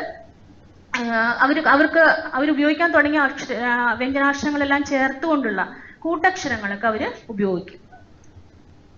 ഇനി കുട്ടിയുടെ കോഗ്നിഷൻ, അതായത് അവബോധം എങ്ങനെയാണ് പുരോഗമിക്കുന്നത് നമുക്ക് നോക്കാം. ആദ്യം കുട്ടികൾ ആശയങ്ങൾ ഗ്രഹിക്കുകയാണ് ചെയ്യുന്നത്. അതായത് കുട്ടികൾക്ക് പല രീതിയിലുള്ള ആശയങ്ങൾ കുട്ടികൾ പഠിക്കും. ഇപ്പൊ ചെറുത്, വലുത്, നീളമുള്ളത്, നീളം കുറഞ്ഞത്, ചൂടുള്ളതാണ്, തണുത്തതാണ്, ഇത് കാലിയാണ്, അല്ലെങ്കിൽ ഇത് നിറഞ്ഞതാണ്, അങ്ങനെയുള്ള പല ആശയങ്ങളുണ്ട്. അപ്പൊ ആ ആശയങ്ങളാണ് കുട്ടികൾ ഗ്രഹിക്കുന്നത്.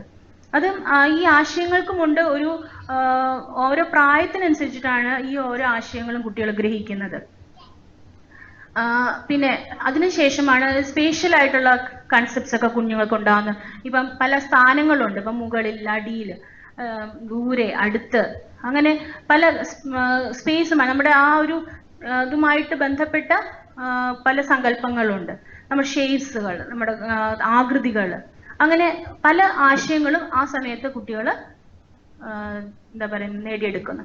പിന്നെ കുഞ്ഞുങ്ങൾ എണ്ണാനും ആ ഓരോ എണ്ണത്തിനും എത്ര എന്താ പറയുന്നത് എണ്ണവും എന്തിനെയാണ് എന്തിനെയാണ് അത് എന്താ പറയുന്നത്, എന്തിനാണ് അത് കാണിക്കുന്നത്? ഇപ്പൊ 1 എന്ന് പറഞ്ഞാൽ എത്രയാണ്, 2 എന്ന് പറഞ്ഞാൽ എത്രയാണ്, അങ്ങനെയുള്ള ആ ഒരു ഗണിത ബോധമൊക്കെ കുഞ്ഞുങ്ങൾക്ക് ഉണ്ടാകും. ആ ഒരു കൺസെപ്റ്റ്സ്, മാത്തമാറ്റിക്കൽ കൺസെപ്റ്റ്സ് എല്ലാം കുഞ്ഞുങ്ങൾക്ക് ഉണ്ടാകും. പിന്നെയാണ് കുഞ്ഞുങ്ങൾ ഈ ഭാഷ ചിന്തിക്കാനായിട്ട് ഉപയോഗിക്കാൻ. ചിന്തിക്കുക എന്നുള്ളതാണ് ഏറ്റവും വലിയ അത്യാവശ്യം. കുഞ്ഞുങ്ങൾക്ക് സങ്കല്പങ്ങൾ ഉണ്ടാകും. കുഞ്ഞുങ്ങൾക്ക് പല കാര്യങ്ങൾ സങ്കല്പിക്കാനുള്ള ഒരു കഴിവ് ഉണ്ടാക്കിയെടുക്കാനും പല രീതിയിൽ ചിന്തിക്കാനും ഒക്കെ ഉള്ള ഒരു കഴിവുണ്ടാകും. അപ്പൊ ഇങ്ങനെയാണ് ഈ വിവിധ മേഖലകളിൽ കുട്ടിക്ക് പുരോഗതി ഉണ്ടാകുന്നത്. ഈ തെറപ്പിയിൽ നമ്മൾ പീരിയോഡിക് അസസ്മെന്റ്സ് ചെയ്യും. അതായത് കൃത്യമായിട്ടുള്ള ഇടവേളകളിൽ കുട്ടിയുടെ പുരോഗതി പരിശോധിച്ച് അത് കൃത്യമായിട്ട് രേഖപ്പെടുത്തുകയും ചെയ്യും. അപ്പോൾ അതിൽ നിന്ന് നമുക്ക് മനസ്സിലാക്കാൻ പറ്റും കുട്ടിയുടെ പുരോഗതി എങ്ങനെയാണ്, കുട്ടി എന്താ പറയുന്നത്, കുട്ടിയുടെ പ്രായത്തിനനുസരിച്ചുള്ള പുരോഗതി ചെയ്യുന്നുണ്ടോ, അതോ കുട്ടി പുറകിലാണോ, ഒത്തിരി പുറകിലാണോ, അതോ കുട്ടി മുൻപിലാണോ, പ്രായത്തിനനുസരിച്ച് മുൻപിലാണോ, ഇങ്ങനെയുള്ള കാര്യങ്ങളൊക്കെ നമുക്ക് ആ ടെസ്റ്റിൽ കൂടെ പല ടെസ്റ്റുകളാണ് ഇതിന് ഉപയോഗിക്കുന്നത്. ആ ടെസ്റ്റുകളിൽ കൂടെ നമുക്ക് മനസ്സിലാക്കാൻ സാധിക്കും. ഇത് നമ്മൾ പീരിയോഡിക് അസസ്മെന്റ് ചെയ്ത ശേഷം അത് രക്ഷിതാക്കളുമായിട്ട് നമ്മൾ ഒരു മീറ്റിംഗ് ഒക്കെ നടത്തി കുട്ടികളുടെ പുരോഗതി അവരുമായിട്ട് ചർച്ച ചെയ്യുകയും നമ്മൾ എന്തെങ്കിലും പ്രശ്നങ്ങളുണ്ടെങ്കിൽ അത് നേരിടാനും അതിനുള്ള പരിഹാര മാർഗങ്ങൾ ചർച്ച ചെയ്ത് തീരുമാനിക്കുകയൊക്കെ ചെയ്യും. ഇനി നമുക്ക് നോക്കാം. നേരത്തെ പറഞ്ഞു നമ്മൾ ഒരു തെറപ്പിയുടെ വിവിധ ഘട്ടങ്ങളിൽ കുട്ടിക്ക് ഉണ്ടാകുന്ന പുരോഗതി നമ്മൾ നേരത്തെ ചർച്ച ചെയ്തു. പക്ഷെ അതെല്ലാം സ്വാധീനിക്കുന്നത് അതെല്ലാം എല്ലാ കുട്ടികൾക്കും ഒരുപോലെ ആയിരിക്കില്ല. ഈ പറയുന്ന കാര്യങ്ങളെല്ലാം നമ്മുടെ കുട്ടിയുടെ പുരോഗതിയെ ബാധിക്കുന്ന ഒരു കാര്യങ്ങളാണ്. പ്രധാനമായിട്ട് ശ്രവണ സഹായി ഉപയോഗിക്കാൻ തുടങ്ങിയ പ്രായമാണ്. നമുക്കറിയാം, ഞാൻ നേരത്തെ പറഞ്ഞു, ഇതിൽ എത്രയും നേരത്തെ ശ്രവണ സഹായി ഉപയോഗിക്കുന്നുവോ അത്രയും പ്രയോജനമാണ് നമുക്ക് ലഭിക്കുന്നത്. അപ്പോൾ നേരത്തെ ഞാൻ പറഞ്ഞു 0 to 3 years അല്ലേ? ആ 3 years എന്ന് പറയുന്ന ആ കാലയളവിലാണ് കുഞ്ഞുങ്ങൾ, അത് നമ്മൾ പറയും ക്രിട്ടിക്കൽ പീരീഡ് എന്ന് പറയും. ആ ക്രിട്ടിക്കൽ പീരീഡിലാണ് കുട്ടികൾ ഏറ്റവും അധികം ഭാഷ പഠിക്കുന്നത്. നമ്മുടെ തലച്ചോറിനുള്ളിൽ കേൾവിയുമായിട്ട് ബന്ധപ്പെട്ട ഒരു ഭാഗമുണ്ട്, ഓഡിറ്ററി കോർട്ടെക്സ് എന്ന് പറയും. ആ കോർട്ടെക്സിൽ ഏറ്റവും അധികം മാറ്റങ്ങൾ ഉണ്ടാകുന്ന ഒരു സമയമാണത്. അപ്പൊ അതിനുശേഷം എന്താ പറയുന്നത്, ആ കേട്ട് പഠിക്കാനുള്ള ആ ഒരു കഴിവ് പിന്നീട് കുറഞ്ഞാണ് വരുന്നത്. അപ്പൊ കേട്ട് പഠിക്കാനുള്ള ആ ഒരു തലച്ചോറിലെ മാറ്റങ്ങൾ കുറഞ്ഞു വരും. അപ്പൊ ആ ഒരു കാലയളവിനുള്ളിൽ തന്നെ ശ്രവണശേഷി അല്ലെങ്കിൽ കേൾവിക്കുറവ് കണ്ടുപിടിക്കുകയും ശ്രവണ സഹായി ഉപയോഗിക്കുകയും ഉടനെ തന്നെ ഇന്റർവെൻഷൻ തുടങ്ങുകയും ചെയ്താൽ മാത്രമാണ് നമുക്ക് വേണ്ടത്ര രീതിയിൽ നമുക്ക് പ്രയോജനം കിട്ടുന്നത്. പിന്നെ പരിശീലനം തുടങ്ങിയ പ്രായമാണ്. ഇപ്പൊ നമ്മൾ വളരെ ലേറ്റ് ആയിട്ട് നേരത്തെ കേൾവി സഹായി വെച്ചു, പക്ഷേ പരിശീലനം തുടങ്ങാൻ താമസിക്കുക. പരിശീലനം തുടങ്ങാൻ ഒത്തിരി കാലയളവ് എടുത്തു എങ്കിലും ഈ പറയുന്ന പോലെ നമ്മൾ ഉദ്ദേശിക്കുന്ന രീതിയിൽ നമുക്ക് പ്രയോജനം ചെയ്യുകയില്ല. പിന്നെ കേൾവിക്കുറവിന്റെ കാരണങ്ങൾ, നമുക്ക് കേൾവിക്കുറവ് മാത്രമായിരിക്കില്ല ചിലപ്പോൾ കുട്ടിക്കുള്ളത്. ചിലപ്പോൾ ചില സിൻഡ്രോം എന്ന് പറയും, അതായത് ഒന്നിൽ കൂടുതൽ പ്രശ്നങ്ങൾ കുട്ടിക്ക് ഉണ്ടാവും. കുട്ടിക്ക് കേൾവിക്കുറവിനോടൊപ്പം എന്താ പറയുന്നത്, കാഴ്ചയിലോ അല്ലെങ്കിൽ മറ്റേതെങ്കിലും ആരോഗ്യ പ്രശ്നങ്ങളോ ഒക്കെ ഉണ്ടാകാൻ സാധ്യതയുണ്ട്. അപ്പൊ അല്ലെങ്കിൽ കുട്ടിക്ക് ശ്രദ്ധിക്കാനുള്ള കഴിവ്, അറ്റൻഷൻ പ്രോബ്ലം, അങ്ങനെ എന്തെങ്കിലുമൊക്കെ കേൾവിക്കുറവിനോടൊപ്പം തന്നെ മറ്റുള്ള കാരണങ്ങളൊക്കെ ഉണ്ടെങ്കിൽ അത് ഈ പറയുന്ന പോലെ നമ്മുടെ കുട്ടിയുടെ ആ ഒരു സാധാരണഗതിയിലുള്ള പുരോഗതി അത് സാരമായിട്ട് ബാധിക്കാറുണ്ട്. പിന്നെ കേൾവിക്കുറവിന്റെ തോത് നമുക്കറിയാം. കേൾവിക്കുറവ് കൂടുന്നതിനനുസരിച്ച് കുഞ്ഞുങ്ങളുടെ റെസിഡ്യുവൽ ഹിയറിംഗ് കുറയും. റെസിഡ്യുവൽ ഹിയറിംഗ് എന്ന് പറഞ്ഞാൽ കുട്ടികളുടെ അവശേഷിക്കുന്ന ആ കേൾവി ശക്തി. അപ്പൊ നമ്മൾ ഈ കേൾവി സഹായി ഓഡിറ്ററി വെബൽ തെറപ്പിയിൽ ചെയ്യുന്നത് എന്താണെന്ന് വെച്ചാൽ ഈ അവശേഷിക്കുന്ന കേൾവിയെ അതിനെ മാക്സിമം പ്രയോജനപ്പെടുത്തുക എന്നുള്ളതാണ് നമ്മൾ ഓഡിറ്ററി വെബൽ തെറപ്പിയിലൂടെ ചെയ്യുന്നത്. അപ്പം ഈ കേൾവിക്കുറവിന്റെ തോത് കൂടുന്നതിനനുസരിച്ച് ഈ റെസിഡ്യുവൽ ഹിയറിംഗ് കുറയും. അപ്പൊ അത് നമ്മുടെ ഓഡിറ്ററി വെബൽ തെറപ്പിയുടെ ഒരു പ്രോഗ്രസിനെ ബാധിക്കാറുണ്ട്. പിന്നെ ശ്രവണത്തിന് ഊന്നൽ കൊടുത്തുകൊണ്ടുള്ള സംസാരം. അപ്പൊ നമ്മൾ സംസാരിക്കുമ്പോൾ കൂടുതലും കേട്ടുകൊണ്ട് തന്നെ കുട്ടികൾ സംസാരം മനസ്സിലാക്കാൻ മനസ്സിലാക്കിക്കുന്നതാണ് ഏറ്റവും നല്ലത്. ഇപ്പൊ സംസാരത്തിനോടൊപ്പം നമ്മൾ ആംഗ്യ ഭാഷയൊക്കെ ഉപയോഗിക്കുകയാണെങ്കിൽ അപ്പോൾ അതിൽ ആ ഒരു ഭാഷ സംസാര ഭാഷ പഠിച്ചെടുക്കാനുള്ള ഒരു സംസാര ഭാഷ പഠിച്ചെടുക്കുന്നതിനുള്ള ആ കഴിവ് ചിലപ്പം ഒരു കുറഞ്ഞ് വരുന്നതായിട്ട് കാണാറുണ്ട്. കാരണം എന്ന് വെച്ചാൽ കൂടുതലും ആ കാഴ്ചയിലോട്ടാണ് കുഞ്ഞുങ്ങളുടെ ശ്രദ്ധ പോകുന്നത്. അതുകൊണ്ടാണ് അങ്ങനെ സംഭവിക്കുന്നത്. അപ്പോൾ അങ്ങനെ പല ഘടകങ്ങൾ ഈ നമ്മുടെ ഈ ഒരു പുരോഗതിക്ക് തടസ്സമായിട്ട് വരാറുണ്ട്. പിന്നീടുള്ള കാര്യങ്ങൾ എന്ന് വെച്ചാൽ ഫലപ്രദമായ തെറപ്പിയാണ്.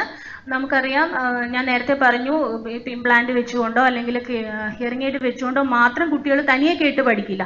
കുഞ്ഞുങ്ങൾക്ക് ഒരു ചിട്ടയായിട്ടുള്ള ഒരു പരിശീലനം വേണം. അത് കൃത്യമായിട്ടും അത് നൽകിയാൽ മാത്രമേ നമുക്കതിനനുസരിച്ചുള്ള ഒരു റിസൾട്ട് കിട്ടത്തുള്ളൂ. അപ്പോൾ ആ ഒരു തെറപ്പിയുടെ ഫലപ്രദമായിട്ടുള്ള തെറപ്പി വളരെയധികം ഈ കാര്യത്തിൽ സ്വാധീനിക്കും. പിന്നെ കുട്ടിയുടെ ആരോഗ്യം, നമുക്കറിയാം കുട്ടിയുടെ ആരോഗ്യ പ്രശ്നങ്ങൾ തെറപ്പിക്ക് പോകുന്നതിനും അതുപോലെ തന്നെ മാതാപിതാക്കൾക്ക് കുട്ടിയെ പഠിപ്പിക്കുന്നതിനൊക്കെ ഒരു തടസ്സമാകാറുണ്ട്. അപ്പോൾ അങ്ങനെയുള്ള കുട്ടികളിൽ നമ്മൾ വേണ്ടത്ര പുരോഗതി കാണാറില്ല. അപ്പം അങ്ങനെ കുട്ടിയുടെ ആരോഗ്യം ഒരു കുട്ടിയുടെ വികസനത്തെ ബാധിക്കുന്ന ഒരു ഘടകമായിട്ട് തീരാറുണ്ട്. പിന്നെ വ്യക്തിഗത വ്യത്യാസമുണ്ട്. ഓരോ കുട്ടിയും വ്യത്യസ്തനാണ്. അവരുടെ കഴിവുകൾ വ്യത്യാസമുള്ളതാണ്. ചില കുട്ടികൾ പെട്ടെന്ന് പഠിക്കുന്ന സ്വഭാവമുള്ളവരാണ്. ചില കുട്ടികൾ വളരെ സ്ലോ ആയിട്ട് പഠിക്കുന്ന കുട്ടികളായിരിക്കും. അപ്പോൾ ഓരോ കുട്ടിക്കും വ്യത്യാസം ഉണ്ടാകും. അപ്പോൾ നേരത്തെ നമ്മൾ പറഞ്ഞ ആ ഒരു കാലയളവിൽ ഉള്ള പുരോഗതി ചിലപ്പോൾ കുട്ടികൾ കാണിച്ചു എന്ന് വരില്ല. ചില കുട്ടികൾ കുറച്ച് കൂടുതൽ സമയം എടുത്തെന്നിരിക്കും. ചില കുട്ടികൾ അതിനേക്കാൾ കുറച്ച് സമയം എടുക്കുകയുള്ളൂ. അപ്പൊ അങ്ങനെയുള്ള ഒരു സമയ വ്യത്യാസം നമുക്ക് കാണാൻ സാധിക്കും. പിന്നീട് കുടുംബത്തിന്റെ പങ്കാളിത്തമാണ് അതിൽ ഏറ്റവും കൂടുതൽ സ്വാധീനിക്കുന്ന ഒന്നാണ് ഈ കുടുംബത്തിന്റെ പങ്കാളിത്തം എന്ന് പറയുന്നത്. കാരണം മറ്റ് ഘടകങ്ങളെയൊക്കെ ഒരു പരിധി വരെ ഈ മാതാപിതാക്കളുടെ സപ്പോർട്ട് ഉണ്ടെങ്കിൽ ഒരു പരിധി വരെയെങ്കിലും നമുക്ക് മാറ്റിയെടുക്കാനായിട്ട് സാധിക്കും. മറ്റുള്ള ഘടകങ്ങളെ നമുക്ക് അനുകൂലമാക്കിയെടുക്കാനായിട്ട് സാധിക്കും. കാരണം നമുക്കറിയാം, ഏറ്റവും കൂടുതൽ കുട്ടികൾ ചെലവാക്കുന്ന മാതാപിതാക്കളോടൊപ്പമാണ്. ഇപ്പൊ ഒരു തെറപ്പിയിൽ കുട്ടികൾ ആകെ ആഴ്ചയിൽ 1-2 മണിക്കൂറേ മാത്രമേ തെറപ്പിയിൽ കുട്ടികൾ ഇരിക്കുന്നുള്ളൂ. അപ്പൊ ആ 1 മണിക്കൂർ മാത്രമേ കുഞ്ഞുങ്ങൾ കുഞ്ഞുങ്ങൾ കേൾക്കുന്നുള്ളൂ എങ്കിൽ മറ്റുള്ള സമയത്ത് മുഴുവൻ ഇരിക്കുന്നത് മാതാപിതാക്കളോടൊപ്പമാണ്. അപ്പൊ മാതാപിതാക്കൾ അവരുടെ അടുത്ത് വളരെ സന്ദർഭോചിതമായും ഒക്കെ സംസാരിച്ചില്ലെങ്കിൽ ആ ഒരു കുട്ടികൾക്ക് വേണ്ടത്ര രീതിയിൽ സ്റ്റിമുലേഷൻ കിട്ടാതെ വരും. കുട്ടികൾ ധാരാളം സംസാരം കേൾക്കണം. സംസാരം കേട്ടാൽ മാത്രമേ കുഞ്ഞുങ്ങൾ സംസാരിക്കാൻ പഠിക്കുകയുള്ളൂ. അപ്പോൾ ആ കുടുംബത്തിൽ നിന്നാണ് കുട്ടികൾ കൂടുതൽ ഭാഷ പഠിക്കുന്നത്.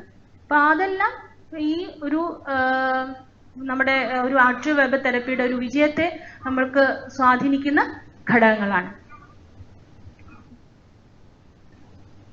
ചെറിയ ഇടവേളയാണ്. ഇടവേളയ്ക്ക് ശേഷം 11:45 ആരംഭിക്കുന്നതാണ്. അപ്പോൾ നിങ്ങൾക്കുള്ള ഓഡിറ്ററി വെർബൽ തെറപ്പിയെ കുറിച്ചുള്ള ചോദ്യങ്ങളും സംശയങ്ങളും ചോദിക്കാവുന്നതാണ്. ഇടവേളയ്ക്ക് ശേഷം നിഡാസിലേക്ക് വീണ്ടും സ്വാഗതം. ഇപ്പോൾ നിങ്ങൾക്ക് ഓഡിറ്ററി വെർബൽ തെറപ്പിയെ കുറിച്ചുള്ള ചോദ്യങ്ങളും സംശയങ്ങളും ചോദിക്കാവുന്നതാണ്. ഉത്തരം നൽകുന്നതിനായി മിസ് നീതയെ ക്ഷണിക്കുന്നു. Hello madam. എവിടെ നിന്നാണ്? കൊല്ലത്തുനിന്ന്. ചോദ്യങ്ങളുണ്ടോ? ചോദ്യങ്ങൾ ചോദിച്ചോളൂ. എന്റെ ചേച്ചിയുടെ മോന് വേണ്ടിയിട്ടാണ്. അവൻ ഇനീഷ്യലി ട്രീറ്റ്മെന്റ് ചെയ്തോണ്ടിരിക്കുകയാണ്. അവന് 2.5 വയസ്സായി. കേൾക്കുന്നുണ്ട്, പറഞ്ഞോളൂ. ഹിയറിംഗ് എയ്ഡ് വെച്ചിട്ടുണ്ടോ? Hearing aid. ഓക്കെ. അപ്പൊ അത് ഹിയറിംഗ് എയ്ഡ് വെച്ചിട്ടുണ്ട്. ബെർണാഫോർഡിന്റെ 12,000 ഹിയറിംഗ് എയ്ഡ് ആണ് വെച്ചേക്കുന്നത്. അപ്പൊ ക്ലാരിറ്റി ക്ലിയർ ആവുന്നില്ല സംസാരിക്കുന്നത്. അപ്പോ അതായത് ആദ്യം 1 വയസ്സ് വരെ സിവിയർ മോഡറേറ്റ് ആയിരുന്നു ഹിയറിംഗ്. ഇപ്പൊ അത് 2 സിവിയർ ആയി. ഹിയറിംഗ് ഇപ്പൊ 2 സിവിയർ ആയി. അപ്പൊ ഇത് ഓപ്പറേഷൻ ആണോ ബെറ്റർ, അതോ കൂടിയൊരു ഹിയറിംഗ് എയ്ഡ് വെച്ചാൽ അവന് കേൾക്കാൻ സംസാരത്തിന് ക്ലാരിറ്റി വരുമോന്ന് അറിയാനായിട്ട്. ഇപ്പം മോനിപ്പോ കേൾവി സഹായി വെച്ചുകൊണ്ടുള്ള ഓഡിയോഗ്രാം ഈ അടുത്തെങ്ങാനും ചെയ്ത് നോക്കിയിട്ടുണ്ടോ? അതായത് കേൾവി നമ്മുടെ ഇപ്പം മോൻ വെച്ചിരിക്കുന്ന ഹിയറിംഗ് എയ്ഡ് ഇല്ലേ, ആ ഹിയറിംഗ് എയ്ഡ് വെച്ച് മോൻ എത്രമാത്രം കേൾവി ഉണ്ട് എന്ന് പരിശോധിച്ചിട്ട് ഇപ്പൊ എത്ര നാളായി?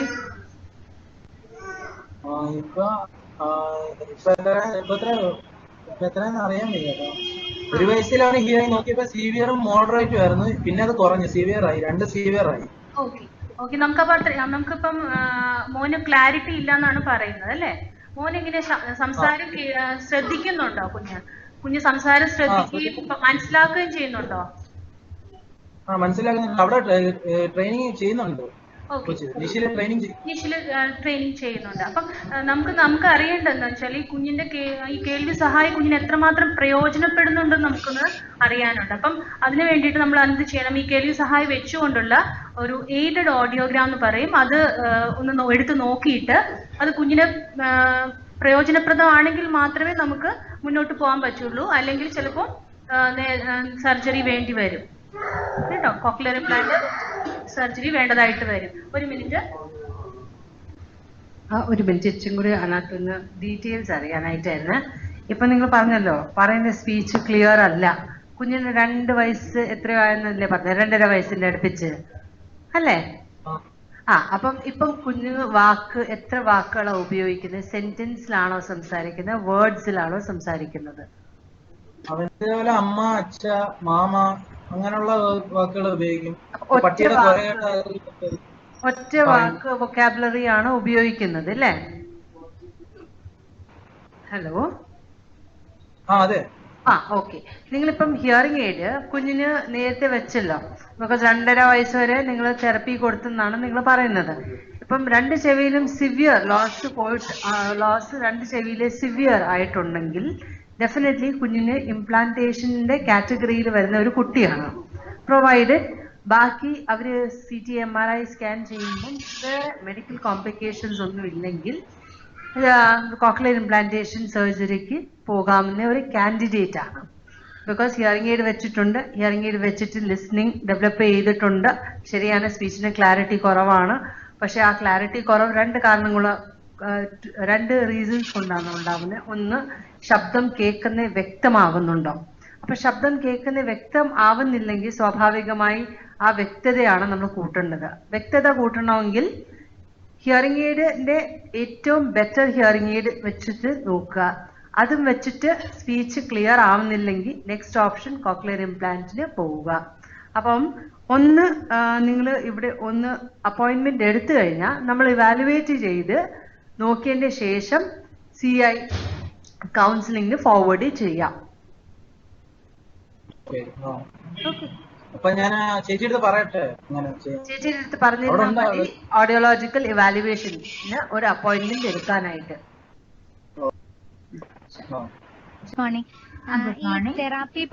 തെറാപ്പി പഠിക്കാനുള്ള അടിസ്ഥാന യോഗ്യത കേരളത്തില് എവിടെയാണ് അതിന്റെ സെന്ററുകൾ ഉള്ളത്?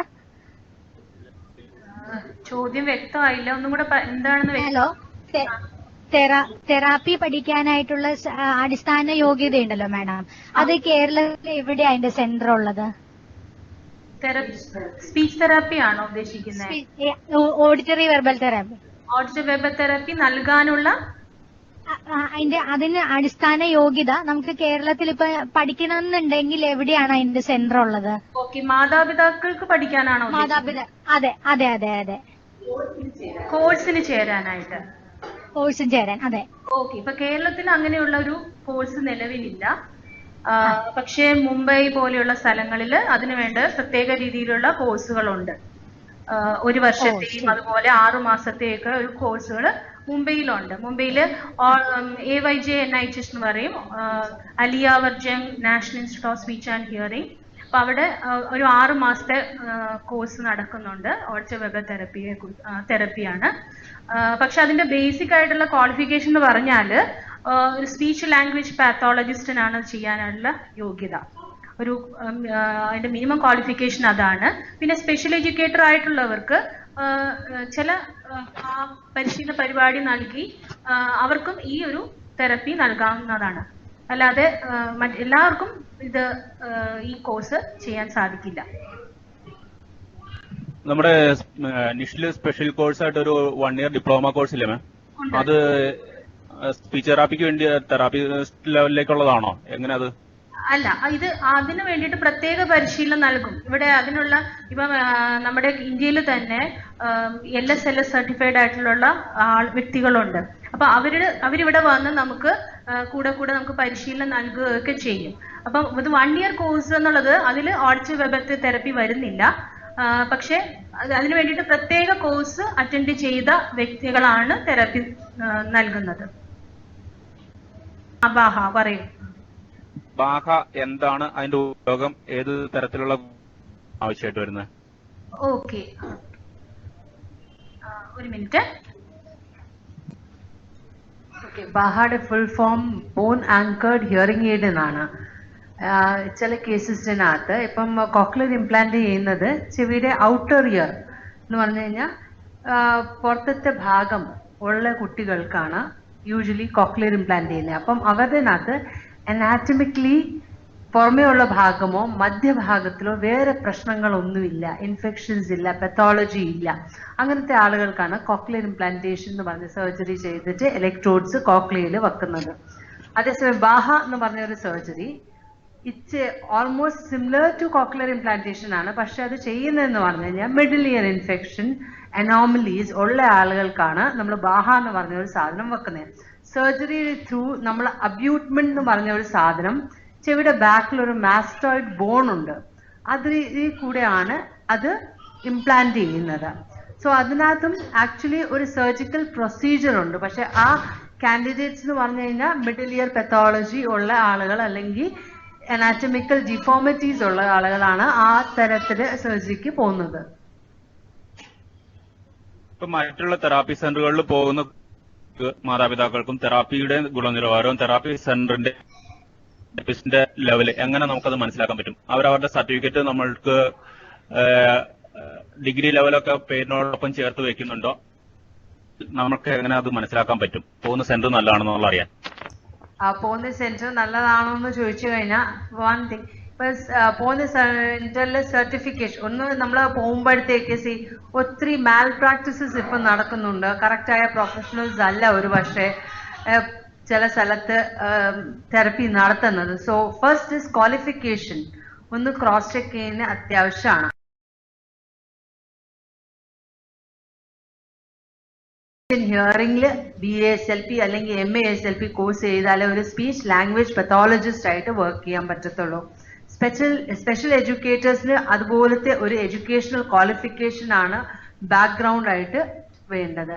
സോ ബേസിക്കലി ഒരു റെപ്യൂട്ടഡ് ഇൻസ്റ്റിറ്റ്യൂട്ടിൽ അല്ലെങ്കിൽ ഒരു കറക്റ്റായ ഒരു ലീഗൽ ബാക്ക്ഗ്രൗണ്ട് ഉള്ള ഒരു ഇൻസ്റ്റിറ്റ്യൂട്ടിൽ പോയി കഴിഞ്ഞാൽ സ്വാഭാവികം അവിടെ ഈ ക്വാളിഫിക്കേഷൻസ് ഉള്ള ആളുകളെ ആയിരിക്കും അവർ അപ്പോയിന്റ് ചെയ്യുന്നത്.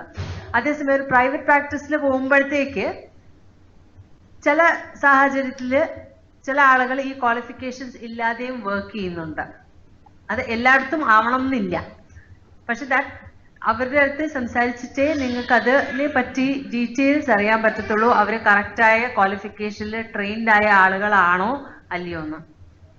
നമ്മളുടെ അടുത്ത് നിഷിന്റെ ഒരു വെബ്സൈറ്റ് ഉണ്ട്. അത് സാറിന്റെ നമ്പർ അവിടെ കൊടുത്തു കഴിഞ്ഞാൽ നമ്മൾ ആ നമ്പറിൽ അവർക്ക് ഡീറ്റെയിൽസ് അയച്ചു കൊടുക്കാം. നമ്മൾ ആ വെബ് ലിങ്കിൽ നിങ്ങൾ ക്ലിക്ക് ചെയ്ത് കഴിഞ്ഞാൽ റെപ്യൂട്ടഡ് ആയിട്ട് ഉള്ള ആളുകൾ പ്രാക്ടീസ് ചെയ്യുന്ന ഫ്യൂ സെന്റേഴ്സിന്റെ പേരാണ് അത് ലിസ്റ്റഡ് ആണ്. അത് നല്ല കാര്യമാണ്.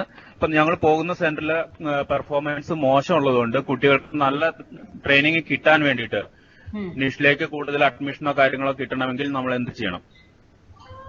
ആക്ച്വലി നിങ്ങൾ പോകുന്ന സെന്ററിൽ നിങ്ങൾ സാറ്റിസ്ഫൈഡ് അല്ലെങ്കിൽ പിന്നെ അടുത്തെന്ന് പറഞ്ഞു കഴിഞ്ഞാൽ നിഷിൽ ഒരു പുതിയ കേസായിട്ടാണ് നമ്മളത് കാണണം എന്ന് പറഞ്ഞു കഴിഞ്ഞാൽ റീ അഡ്മിഷൻ. അത് ഏത് ആസ്പെക്റ്റിലാണ്? തെറപ്പി ആണെങ്കിൽ സ്പീച്ച് തെറപ്പി ഡിപ്പാർട്ട്മെന്റിലോട്ടാണ് വരേണ്ടത്. സ്പീച്ച് തെറപ്പി ഡിപ്പാർട്ട്മെന്റിൽ വരുമ്പോൾ അവർ അസസ് ചെയ്യും കുഞ്ഞിന്റെ ഇന്നത്തെ സ്റ്റേറ്റസ് എന്താണെന്ന്. അസസ് ചെയ്തതിന് ശേഷം തെറപ്പി സ്ലോട്ട്സ് അസൈൻ ചെയ്യുകയാണ് ചെയ്യുന്നത്.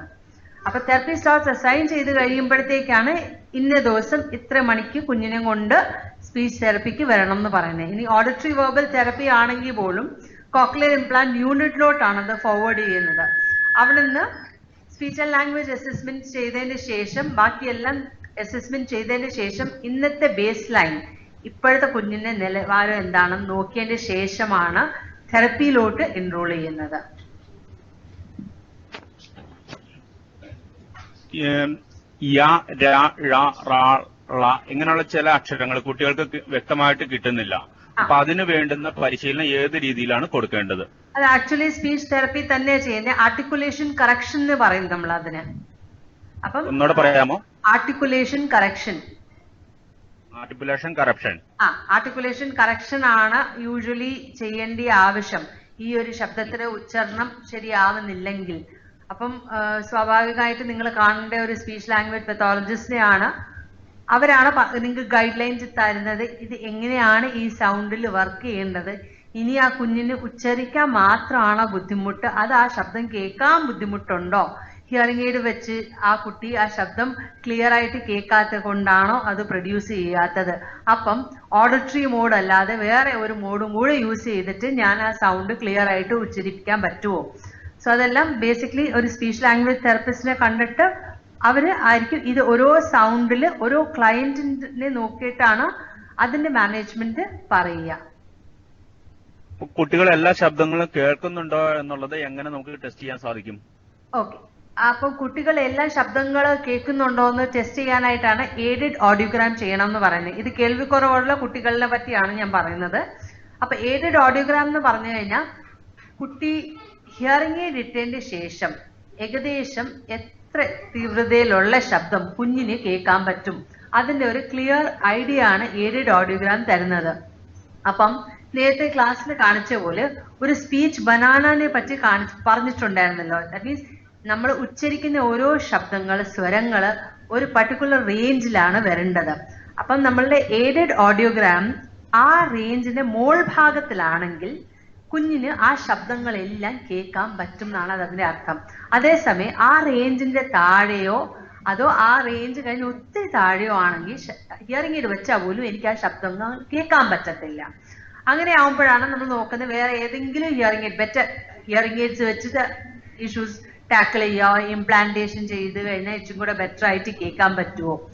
ഓക്കെ, സോ അത് എയ്ഡഡ് ഓഡിയോഗ്രാം അത് സെന്ററിൽ പോയിട്ടായിരിക്കും നിങ്ങൾ ചെയ്യേണ്ടത്. ഓഡിയോളജിസ്റ്റിനെയാണ് സമീപിക്കേണ്ടത് അതിനു വേണ്ടി. അതല്ലാതെ വീട്ടിൽ നിങ്ങൾക്ക് ഇൻഫോർമലി ചെയ്യാൻ പറ്റുന്ന ഒരു കാര്യമാണ് ലിങ്ക് സൗണ്ട് ടെസ്റ്റ് എന്ന് നമ്മൾ പറയും.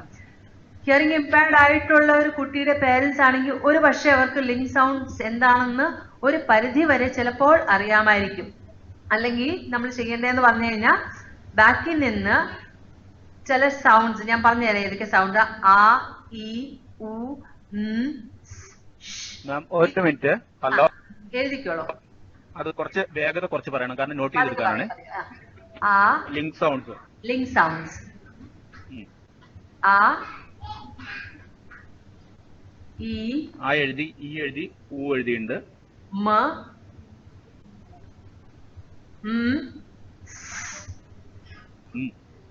എഴുതിയിട്ട് മുകളിൽ ചന്ദ്രകല.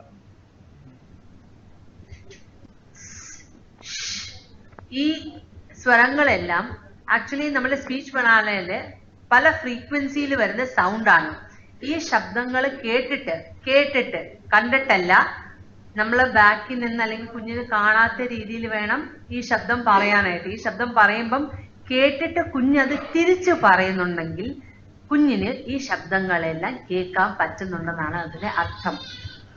ഓക്കെ, അത് ഇൻഫോർമലി നമുക്ക് ഇത് വീട്ടിൽ ചെയ്ത് നോക്കാവുന്നതാണ്. നിങ്ങൾക്ക് അത് മനസ്സിലാവുന്നില്ലെങ്കിൽ ഒരു പക്ഷേ നിങ്ങൾ സ്പീച്ച് തെറപ്പി മീൻസ് ഓഡിയോളജിക്കൽ ഇവാലുവേഷനിൽ പോകുമ്പം നിങ്ങളൊന്ന് അവരുടെ അടുത്ത് പറഞ്ഞു കഴിഞ്ഞാൽ അവർ കാണിച്ചു തരും. അത് കഴിഞ്ഞ് നിങ്ങൾക്ക് ഇച്ചും കൂടെ അത് മനസ്സിലാക്കി വീട്ടിൽ ഒന്ന് സ്വന്തമായി ചെയ്ത് നോക്കാൻ പറ്റും.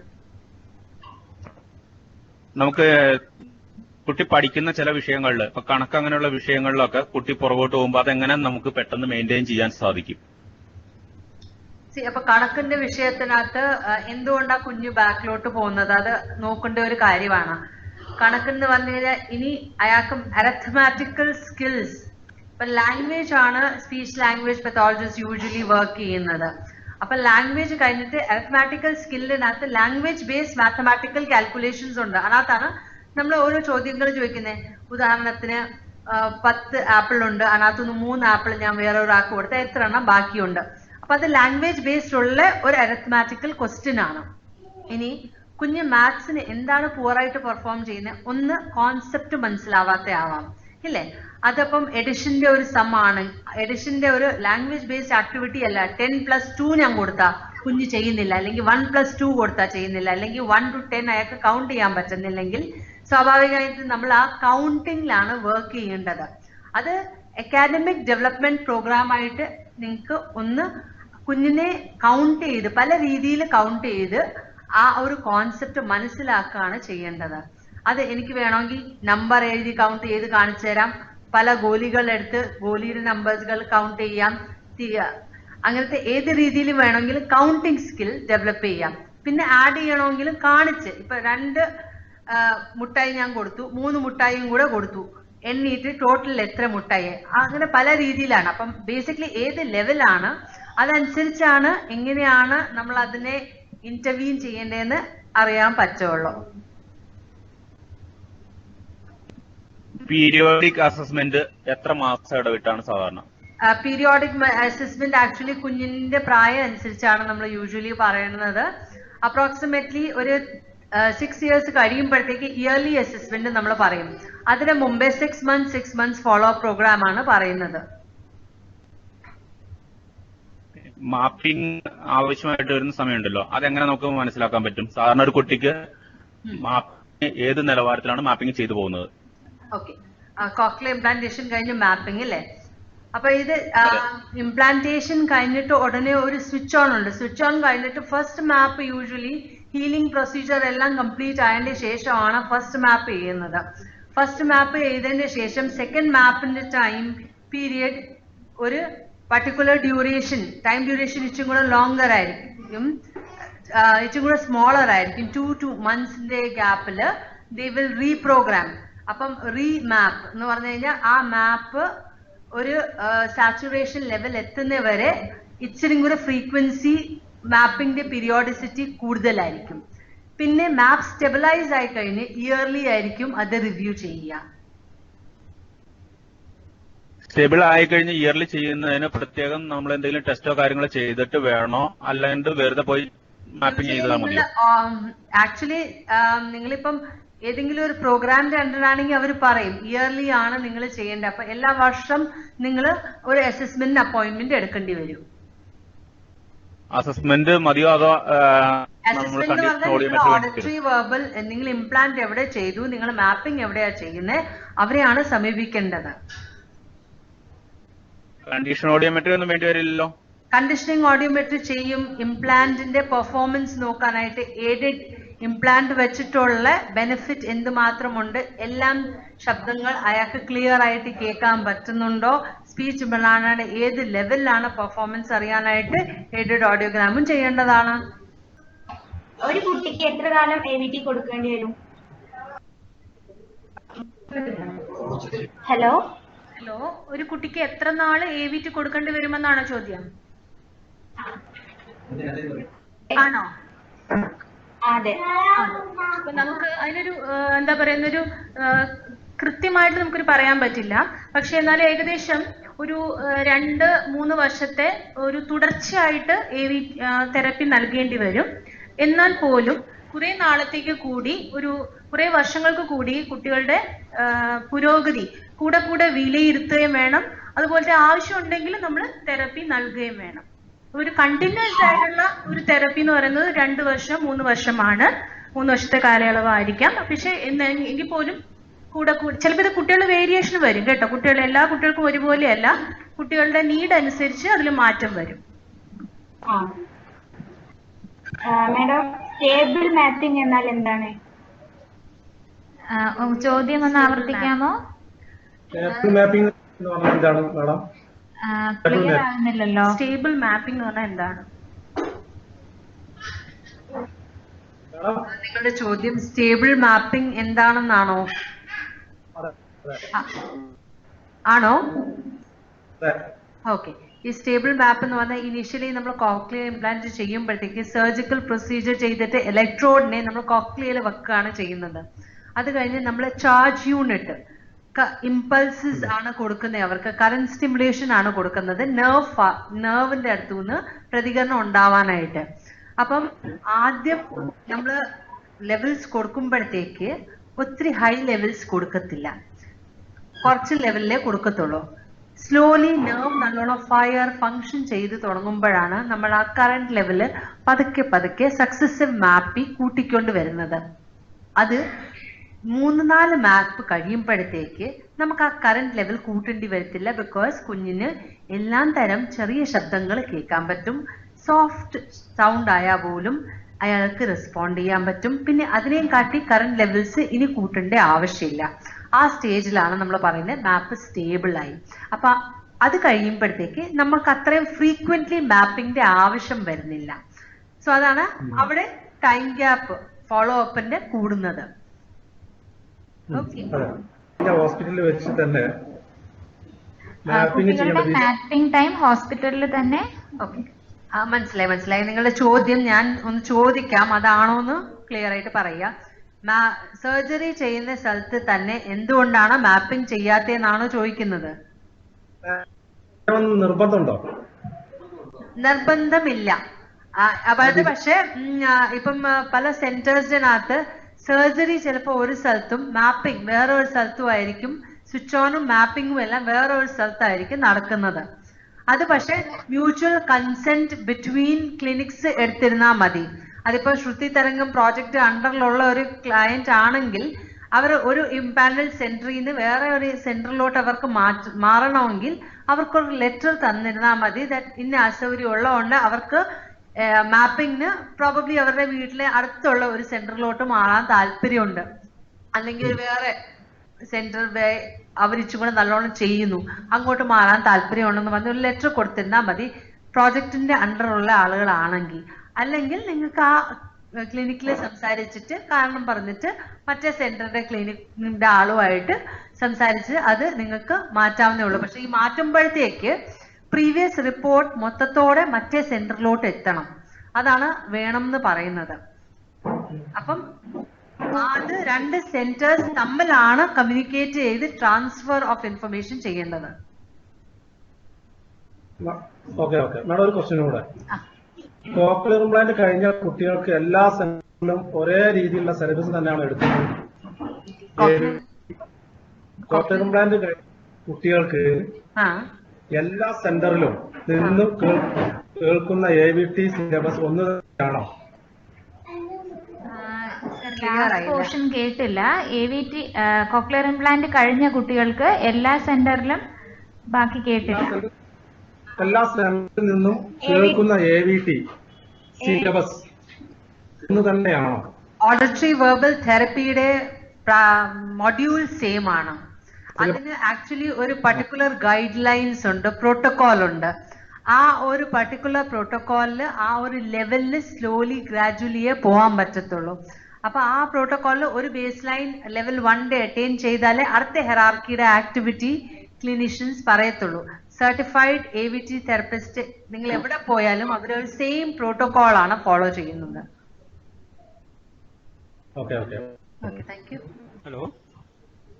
ഹലോ സർ, ഇവിടെ കേൾക്കുന്നുണ്ട്, ചോദ്യം ചോദിക്കാം.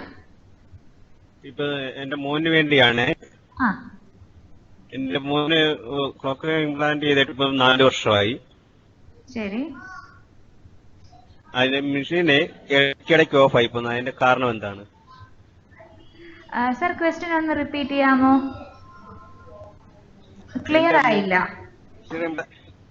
കോക്ലിയർ ഇംപ്ലാന്റ് ചെയ്തിട്ട് 4 വർഷമായി. ശരി. ആ വെച്ചിരുന്ന മെഷീന് ഇടയ്ക്കിടയ്ക്ക് പോകുന്നു. കാരണം എന്ത്? വയ്ക്കുന്ന മെഷീൻ ഇടയ്ക്കിടയ്ക്ക് ഓഫ് ആകുന്നു. അതിന്റെ കാരണമാണോ ചോദിച്ചത്?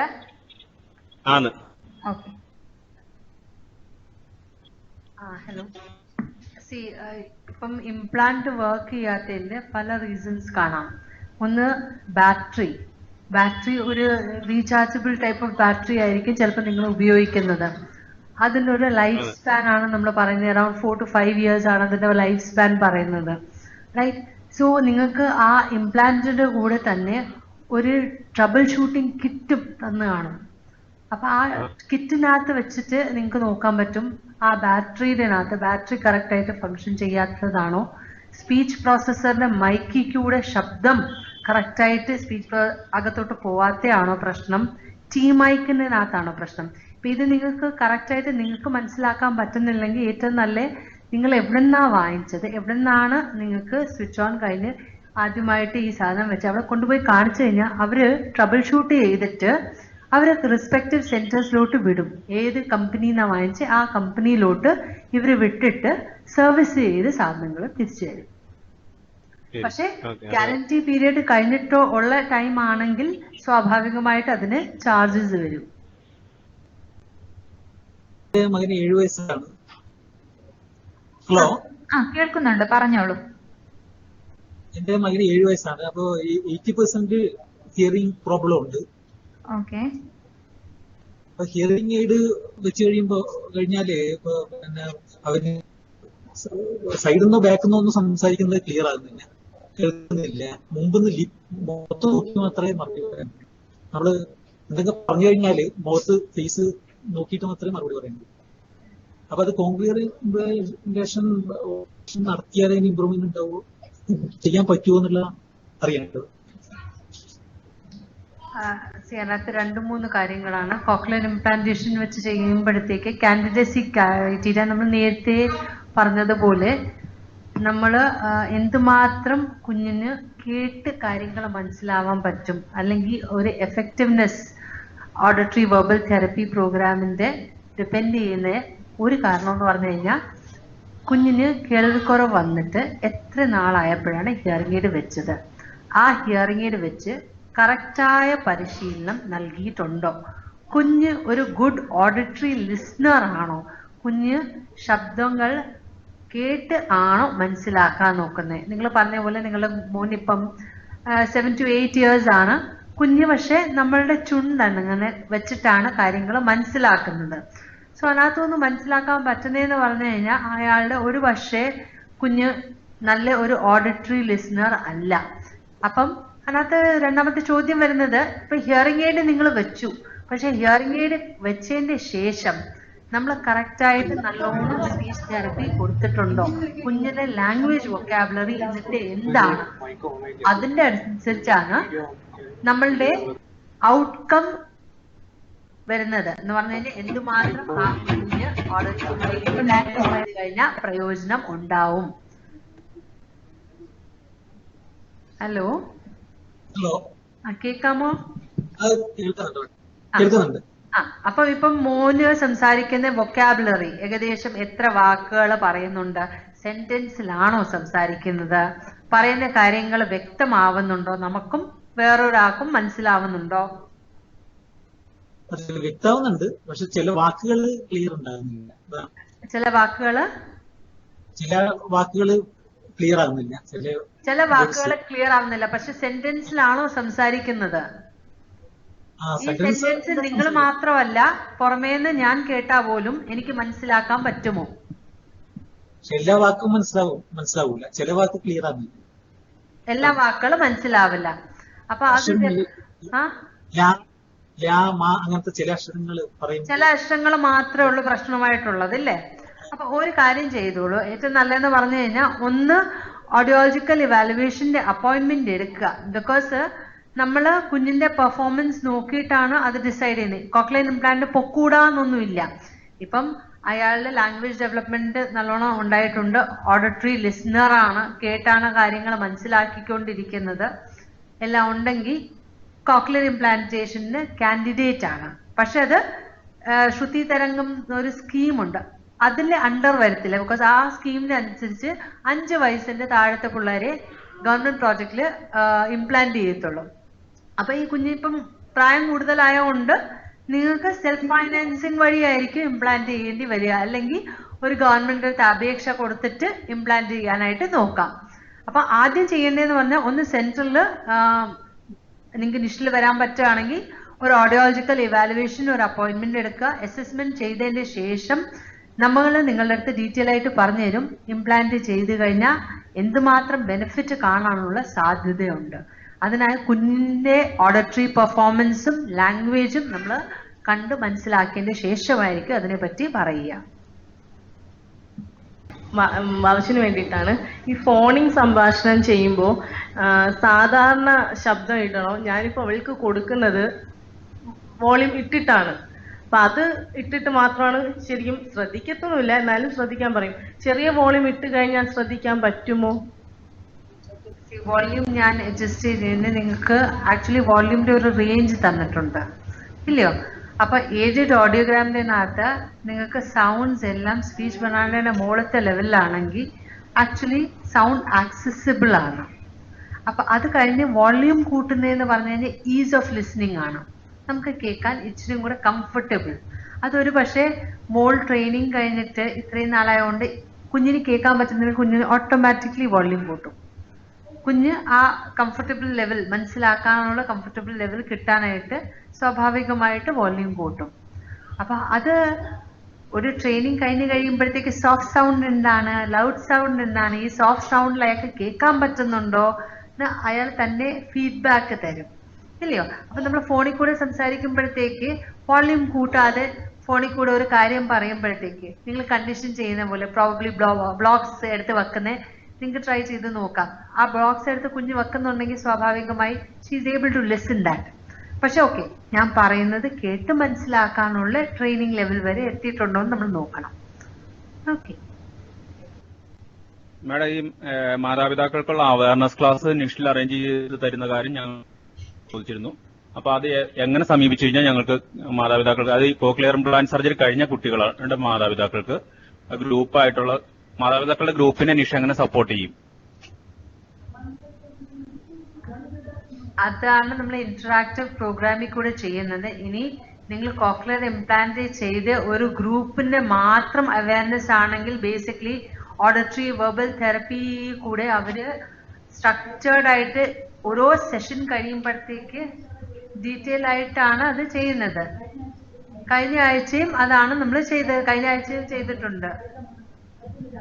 കഴിഞ്ഞ നിഡാസ് സെഷനിൽ അത് നമ്മൾ ഡീൽ ചെയ്തിട്ടുണ്ട്.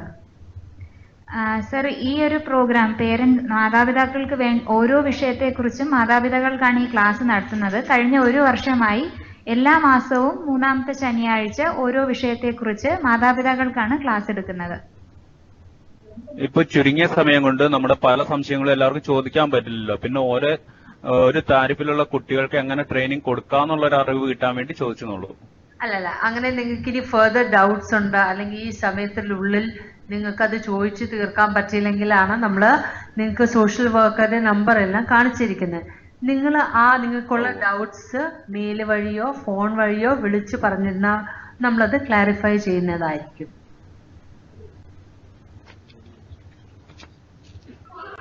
സെന്റൻസ് ഓർഡറിൽ തന്നെയാണോ നമ്മൾ കുട്ടികളെ പഠിപ്പിക്കേണ്ടത്?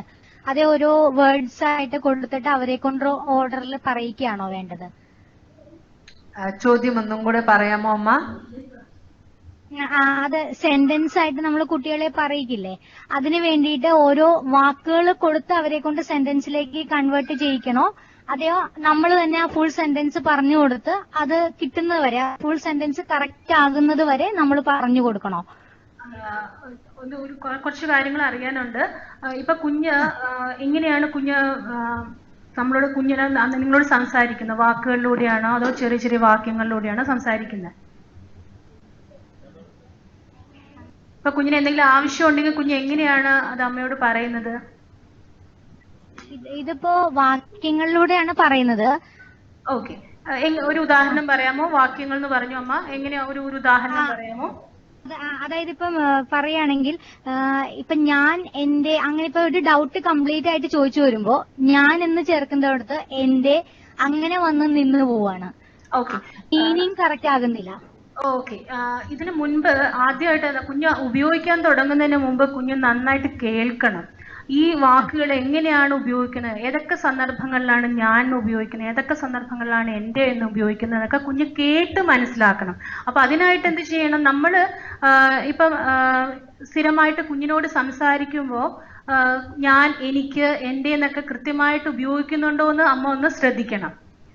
ചിലപ്പോ അമ്മയ്ക്ക്, അമ്മയുടെ അത് അച്ഛൻ്റെയാ, അങ്ങനെ ആ ഒരു വാക്കുകളായിരിക്കും ചിലപ്പോൾ നമ്മൾ അറിയാതെ കൂടുതൽ ഉപയോഗിക്കുന്നത്. അപ്പൊ കുഞ്ഞിനെ അറിഞ്ഞൂടാ ഈ ഞാൻ എവിടെയാണ് ഉപയോഗിക്കേണ്ടത്, എന്റേന്ന് എവിടെയാണ് ഉപയോഗിക്കേണ്ടതെന്ന് കുഞ്ഞിനെ അറിഞ്ഞൂടാ. അത് കുഞ്ഞ് നന്നായിട്ട് കേട്ട് മനസ്സിലാക്കണം. ആ സന്ദർഭത്തിനനുസരിച്ച് കുഞ്ഞ് കേട്ട് മനസ്സിലാക്കണം. എങ്കിൽ മാത്രമേ അത് കുഞ്ഞ് അത് ഉപയോഗിക്കുകയുള്ളൂ. മനസ്സിലായോ? അപ്പൊ പറഞ്ഞോളൂ അല്ല പറഞ്ഞോളൂ. അതുപോലെ മീഡിയം ഓഫ് ഇൻസ്ട്രക്ഷൻ എങ്ങനെയാണ് നമ്മൾ ഒരു കുട്ടിയെ സ്കൂളിലേക്ക് ചേർക്കുമ്പോൾ അത് ഇംഗ്ലീഷ് മീഡിയം ആയിരിക്കും ആ കുട്ടിക്ക് സ്യൂട്ടബിൾ, അതോ മലയാളം മീഡിയം ആയിരിക്കും? അതെങ്ങനെയാ നമ്മൾ തിരിച്ചറിയുക? ഈ ഇംപ്ലാന്റ് ചെയ്ത കുട്ടിയാണേ. ഓക്കെ, ഇംപ്ലാന്റ് ചെയ്ത കുട്ടിയാണെങ്കിൽ നമുക്കറിയാം കുട്ടിക്ക് തെറപ്പി മീഡിയം എന്ന് പറയുന്നത് വീട്ടില് നമ്മൾ സംസാരിക്കുന്ന ആ ഭാഷയായിരിക്കണം. അപ്പൊ നമ്മൾ മലയാളമാണ് പഠിപ്പിക്കുന്നത്, മലയാളമാണ് വീട്ടിൽ സംസാരിക്കുന്നത്, അച്ഛനും അമ്മയൊക്കെ നന്നായിട്ട് ഫ്ലുവൻ്റ് ആയിട്ട് സംസാരിക്കുന്ന മലയാളത്തിലാണെങ്കിൽ ആ തെറപ്പി മലയാളത്തിൽ തന്നെ ചെയ്യുന്നതാണ് നല്ലത് കേട്ടോ. പിന്നെ ഇപ്പൊ നമ്മുടെ കേരളത്തിലെ സാഹചര്യം അനുസരിച്ച് മിക്ക പാരൻസും ഇത് കഴിഞ്ഞ് കഴിഞ്ഞാൽ ഈ ഓട്ടിസം വെബൽ തെറപ്പി കഴിഞ്ഞ് കഴിഞ്ഞാൽ ഇംഗ്ലീഷ് മീഡിയം സ്കൂളിലേക്ക് ചേർക്കാനൊക്കെയാണ് നോക്കുന്നത്. അപ്പം ഒരു നല്ല ഒരു ബേസിക് ആയിട്ടുള്ള ഒരു ലാംഗ്വേജിൽ നല്ല ഒരു തറോ ആയിട്ട് നോളജ് ഉണ്ടെങ്കിൽ ആ കുട്ടിക്ക് മറ്റുള്ള ലാംഗ്വേജ് പഠിക്കാൻ ബുദ്ധിമുട്ട് വരില്ല. പക്ഷേ ഈ ഒരു ലാംഗ്വേജ് കുഞ്ഞിന് നന്നായിട്ട് ആ ഒരു സ്ട്രോങ് ആയിട്ടുള്ള ഒരു അടിസ്ഥാനം ഇല്ലെങ്കിൽ അത് മറ്റുള്ള ഭാഷയുടെ അക്വിസിഷനെ, അതായത് മറ്റുള്ള ഭാഷകൾ പഠിക്കാനുള്ള ആ കഴിവിനെയും ബാധിക്കും. അപ്പം ഇപ്പൊ ഇംഗ്ലീഷിൽ പഠിപ്പിക്കണം, ഇംഗ്ലീഷ് മീഡിയത്തിൽ ചേർക്കണം എന്നുണ്ടെങ്കിൽ തെറപ്പി ഇംഗ്ലീഷിൽ എടുക്കുക. അപ്പൊ അച്ഛനും അമ്മയൊക്കെ ഇംഗ്ലീഷിൽ വേണം കുട്ടിയോട് സംസാരിക്കുന്നത്. എന്ന് വെച്ച് മലയാളം കേട്ടുകൂടാ എന്നല്ല, മലയാളം കുട്ടി കേട്ടാലും പ്രശ്നമില്ല, പക്ഷെ അവർ കൂടുതൽ കേൾക്കുന്നത് ഇംഗ്ലീഷ് ആയിരിക്കണം എന്ന് മാത്രം. സ്പെഷ്യൽ എഡ്യൂക്കേറ്ററിന്റെ പ്രാധാന്യം എന്താ? എങ്ങനെയാ അത് നമുക്ക് കുട്ടികളിലേക്ക് ഇപ്പൊ ഇവിടെ എറണാകുളം ജില്ലയിൽ അങ്ങനെ എല്ലാ സ്കൂളുകളിലും ഇല്ല സ്പെഷ്യൽ എഡ്യൂക്കേറ്റർ ആയിട്ടൊക്കെ. അതിന്റെ പ്രാധാന്യം എന്താ? നമുക്കതിൽ കൊണ്ടുവരാനോ അങ്ങനെ എന്തെങ്കിലും സാധിക്കുമോ മാഡം? അങ്ങനെയല്ല ഇത് ഉദ്ദേശിക്കുന്നത്. ഇപ്പൊ സ്പെഷ്യൽ എഡ്യൂക്കേറ്റർ ഇപ്പൊ ഞാൻ പറഞ്ഞല്ലോ, നേരത്തെ പറഞ്ഞല്ലോ, ഇപ്പം 0 to 3 years നമ്മൾ ഒരു ഇന്റർവെൻഷൻ ആ ഒരു കാലഘട്ടത്തിൽ ഒരു ഇന്റർവെൻഷൻ കിട്ടി ഒരു നല്ല ഭാഷയുടെ അടിസ്ഥാനത്തിലേക്ക് പോകുന്ന ഒരു കുട്ടികളാണെങ്കിൽ അപ്പൊ അവർക്ക് ഈ ഒരു റിസോഴ്സ് ടീച്ചറിന്റെ ഒരു സേവനം ചിലപ്പോൾ ആവശ്യമായിട്ട് വരില്ല. പക്ഷെ അതൊരു ലേറ്റ് ഇംപ്ലാന്റ് ആണ് അല്ലെങ്കിൽ ലേറ്റ് ഹിയറിംഗ് എയ്ഡ് യൂസർ ആണ്, അങ്ങനെയൊക്കെ വരുമ്പോഴാണ് അവർക്ക് ഒരു സപ്പോർട്ട്, അവരുടെ സ്കൂൾ സിസ്റ്റത്തിലും ഒരു സപ്പോർട്ട് വേണ്ടി വരും. ചിലപ്പോൾ അവർക്ക് മറ്റുള്ള കുട്ടികളോടൊപ്പം ഇരുന്ന് അവര് ചെയ്യുന്ന അത്രത്തോളം കാര്യങ്ങൾ പെട്ടെന്ന് ഗ്രഹിക്കാനോ ഒന്നും സാധിക്കില്ല. അപ്പൊ അവർക്കൊരു സ്പെഷ്യൽ ആയിട്ടുള്ള ഒരു കെയർ കൊടുക്കാൻ വേണ്ടിയിട്ട് നമുക്ക് അവിടെ ഒരു സ്പെഷ്യൽ എഡ്യൂക്കേറ്ററിന്റെ സേവനം നമുക്ക് ലഭ്യമാക്കാം അവിടെ ആ സ്കൂളിൽ ഉണ്ടെങ്കിൽ. അതിന് നമുക്ക് മാതാപിതാക്കൾക്ക് അതിനെന്തെങ്കിലും ചെയ്യാൻ പറ്റുമോ? സ്കൂളിൽ ഇല്ല എങ്കിൽ ഞങ്ങൾക്ക് അതിന് വേണ്ടിയിട്ട് ഏത് രീതിയിൽ അപ്രോച്ച് ചെയ്യണം? അത് മാനേജ്മെന്റ് ആയിട്ടാണെങ്കിൽ അങ്ങനെ, അതോ ഗവൺമെന്റ് ലെവലിൽ പോകണം, അങ്ങനെ എന്തെങ്കിലും ഉണ്ടോ? അല്ല, ആദ്യം നിങ്ങൾ സ്കൂൾ അധികൃതരായിട്ട് സംസാരിച്ചു നോക്കൂ, അവർക്ക് എന്ത് ചെയ്യാൻ സാധിക്കുമെന്ന്. അപ്പൊ അത് സാധിക്കുന്നില്ലെങ്കിൽ മാത്രം ഗവൺമെന്റ് തലത്തിൽ പോയാൽ മതിയാകും. കുട്ടിക്ക് ക്ലാസ്സില് കേൾക്കുന്നതിൽ കുഴപ്പമില്ല എന്നാണ് പറയും. ഇംപ്ലാന്റ് ചെയ്ത കുട്ടിയാണ്. അപ്പൊ ആ കുട്ടിയുടെ ഹിയറിംഗ് ടെസ്റ്റ് ചെയ്തപ്പോൾ ആ ലെവൽ ഓഫ് ഹിയറിംഗ് കുഴപ്പമില്ല, പക്ഷെ ക്ലാസ്സിൽ അറ്റൻഷൻ ഇല്ല, ശ്രദ്ധിക്കുന്നില്ല കുട്ടി.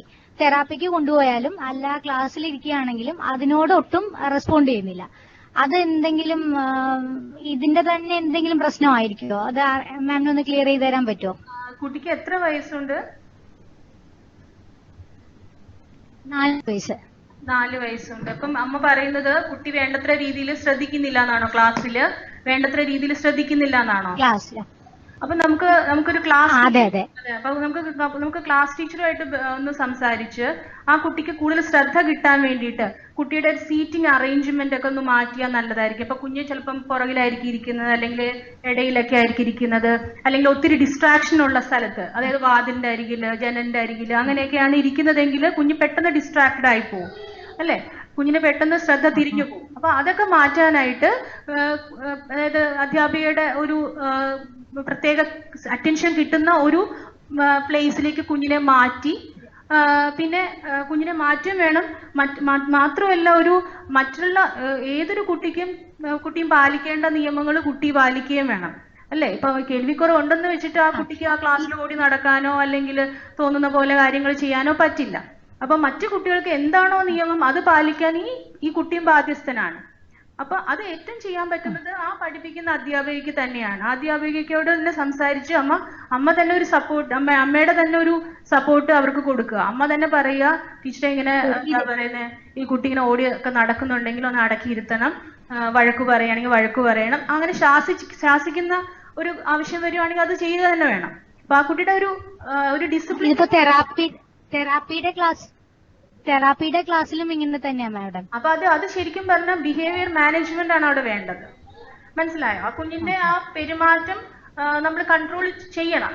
ഇല്ലെങ്കിൽ തെറപ്പിയിലും പ്രയോജനം ചെയ്യില്ല, കുട്ടിക്ക് സ്കൂളിലും പ്രയോജനം ചെയ്യില്ല. ഓക്കെ. ഈ 12 വയസ്സുള്ള ഒരു കുട്ടിക്കും ഇതേ പ്രോബ്ലം തന്നെ വരുന്നത്. തെറാപ്പി കഴിഞ്ഞതാണ്, പക്ഷെ സ്കൂളില് ഈ ഒരു അറ്റൻഷന്റെ പ്രോബ്ലം ഉണ്ട്. അപ്പൊ അത് ഈ അറ്റൻഷൻ എന്ന് പറയുന്നത് കുഞ്ഞ് ശ്രദ്ധിക്കുന്നത് കുറവെന്നാണോ അതോ കുഞ്ഞിന് ക്ലാസ്സിൽ അടങ്ങിയിരിക്കാനോ അങ്ങനെ ഉള്ള പ്രശ്നങ്ങളാണോ ഉദ്ദേശിക്കുന്നത്? അല്ല, ശ്രദ്ധിക്കുന്നത് കുറവാണെന്നാണ്. ശ്രദ്ധിക്കുന്നത് കുറവാണ്. അത് എങ്ങനെയാണ് മനസ്സിലായത്? ശ്രദ്ധിക്കുന്ന കുറവാണെന്ന് എങ്ങനെയാണ് മനസ്സിലായത്? ക്ലാസ്സിൽ സംസാരിക്കുക ചെയ്യുന്നതെന്ന്. അത് ടീച്ചറിനെ അല്ല ശ്രദ്ധിക്കുന്നത്, അടുത്തുള്ള കുട്ടികളോട് സംസാരിക്കുക ചെയ്യുന്നത്. ഓക്കെ. അത് ആ കുട്ടിയുടെ മാത്രം പ്രശ്നമല്ല, അത് പൊതുവെ എല്ലാ കുട്ടികൾക്കുള്ള പ്രശ്നമാണ്. പിന്നെ എന്താ പറയുന്നത്, അതിന് നമ്മൾ ഈ പറഞ്ഞ പോലെ ഈ ക്ലാസ് ടീച്ചറെ തന്നെ സമീപിക്കുക. ക്ലാസ് ടീച്ചർ തന്നെ ഒരു ഇടയ്ക്കിടയ്ക്ക് ആ കുട്ടിയെ ഒന്ന് ശ്രദ്ധിക്കുന്ന രീതിയിലേക്ക് വന്നാൽ മാത്രമേ ആ കുട്ടിയിൽ ചേഞ്ചസ് വരത്തുള്ളൂ, അല്ലേ? അപ്പം നമ്മളെ ഒരാൾ ശ്രദ്ധിക്കുന്നുണ്ട് എന്ന് അറിയുമ്പോൾ മാത്രമേ നമ്മളൊന്ന് നമ്മുടെ സ്വഭാവം ഒന്ന് കൺട്രോൾ ചെയ്യാനുള്ള ഒരു ശ്രമം കുട്ടിയുടെ ഭാഗത്തുനിന്ന് വരുള്ളൂ. ഇല്ലെങ്കിൽ കുട്ടി, നമുക്കറിയാം, കുട്ടികളാണ്, അവര് എപ്പോഴും സ്വതന്ത്രമായിട്ട് കാര്യങ്ങൾ ചെയ്യാനാണ് ആഗ്രഹം, ആരും നിയന്ത്രിക്കുന്നത് ഇഷ്ടമല്ല. അപ്പൊ അവരെ ആരും നിയന്ത്രിക്കാനില്ലെങ്കിൽ അവർക്ക് ഇങ്ങനെയുള്ള സ്വഭാവം പ്രശ്നങ്ങൾ ഉണ്ടാകാൻ സാധ്യതയുണ്ട്. അപ്പൊ ഇതിന് ഏറ്റവും നല്ല പരിഹാരം എന്ന് പറഞ്ഞാൽ ആ ടീച്ചറുമായിട്ട് സംസാരിച്ച് ആ ടീച്ചറുടെ ഒരു അറ്റൻഷൻ കൂടുതൽ കുട്ടിക്ക് നൽകണം എന്നുള്ള ഒരു റിക്വസ്റ്റ് ചെയ്യുകയാണ് വേണ്ടത്. Okay, thank you. എനിക്ക് 3 തലമുറയായിട്ട് സംസാരിക്കില്ലാത്ത മക്കളാണ്. അതില് മോളുടെ മോള്, അതിന്റെ മോന് ഇപ്പൊ കോക്ലിയർ ഇംപ്ലാന്റ് ചെയ്തു. ഞാൻ പറയണ കേൾക്കണ്ട? കേൾക്കുന്നുണ്ട്. അമ്മ പറഞ്ഞു.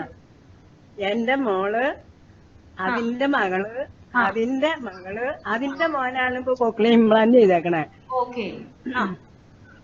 ഇപ്പൊ അവന് സ്കൂളിൽ പോണ്ട്. ജോണി എസ് പപ്പയുടെ പാട്ട് 2 പേര് പാടും. വ്യക്തമായിട്ട് തെളിയില്ല. കാര്യമായി ഞാൻ പഠിപ്പിച്ചു. മാക്ക് മുക്കിൽ വെക്കും, കാക്ക് തൊണ്ടക്കുഴിയിൽ വെക്കും. അങ്ങനെ കാന്നൊക്കെ ഞാൻ പഠിപ്പിക്കുന്നുണ്ട്.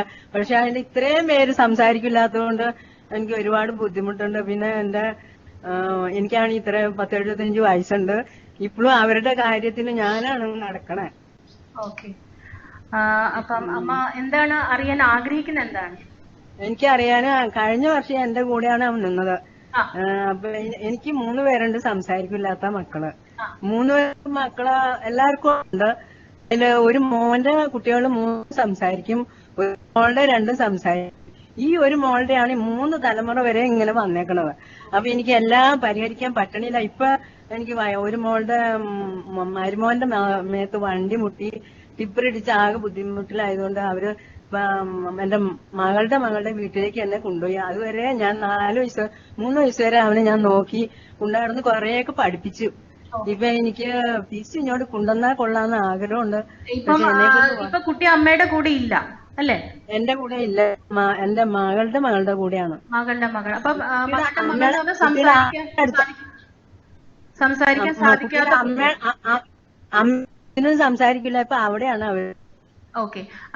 ഈ കുട്ടിയുടെ അച്ഛൻ സംസാരിക്കുവോ? എങ്ങനെയാ? അച്ഛനും സംസാരിക്കില്ല.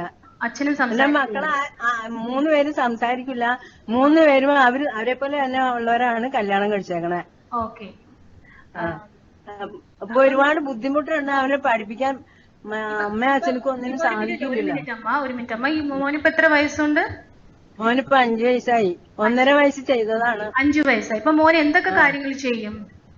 ഇപ്പൊ ഞാൻ പറഞ്ഞില്ലേ, പാട്ട് കാക്കയെ കൂടെ ഇവിടെ എന്നുള്ള പാട്ട് പാടും. 2 പറയുള്ളൂ, ബാക്കി പറയുമ്പോ തിരിയണില്ല അവന്. കുട്ടി വാക്യത്തിലാണോ സംസാരിക്കുന്നത് അതോ വാക്കുകളിലൂടെയാണോ സംസാരിക്കുന്നത്? വാക്കുകളിലും. ഇപ്പൊ പറയണേ. കൂട്ടി സംസാരിക്കാൻ ഇപ്പൊ കാക്കേ ഉള്ളത് പറയും. ആകെ രണ്ടുപേരെയേ പാടുള്ളൂ. പിന്നെ കാ പറയില്ലാത്തതുകൊണ്ട് ഞാൻ പിന്നെ പറഞ്ഞ് പറയിപ്പിച്ചു. മാങ്ങാന്ന് പറഞ്ഞ ഞാൻ ചോദിക്കുന്നത് കുട്ടി ഉപയോഗിക്കുന്ന ശബ്ദങ്ങളെ കുറിച്ചല്ല, കുട്ടി ഉപയോഗിക്കുന്ന ഭാഷയെ കുറിച്ചാണ്. ഓക്കെ, കുട്ടിക്ക് ചോദ്യങ്ങളൊക്കെ ചോദിച്ചാൽ മനസ്സിലാവുമോ? ചോദിച്ചാൽ മനസ്സിലാവൂല.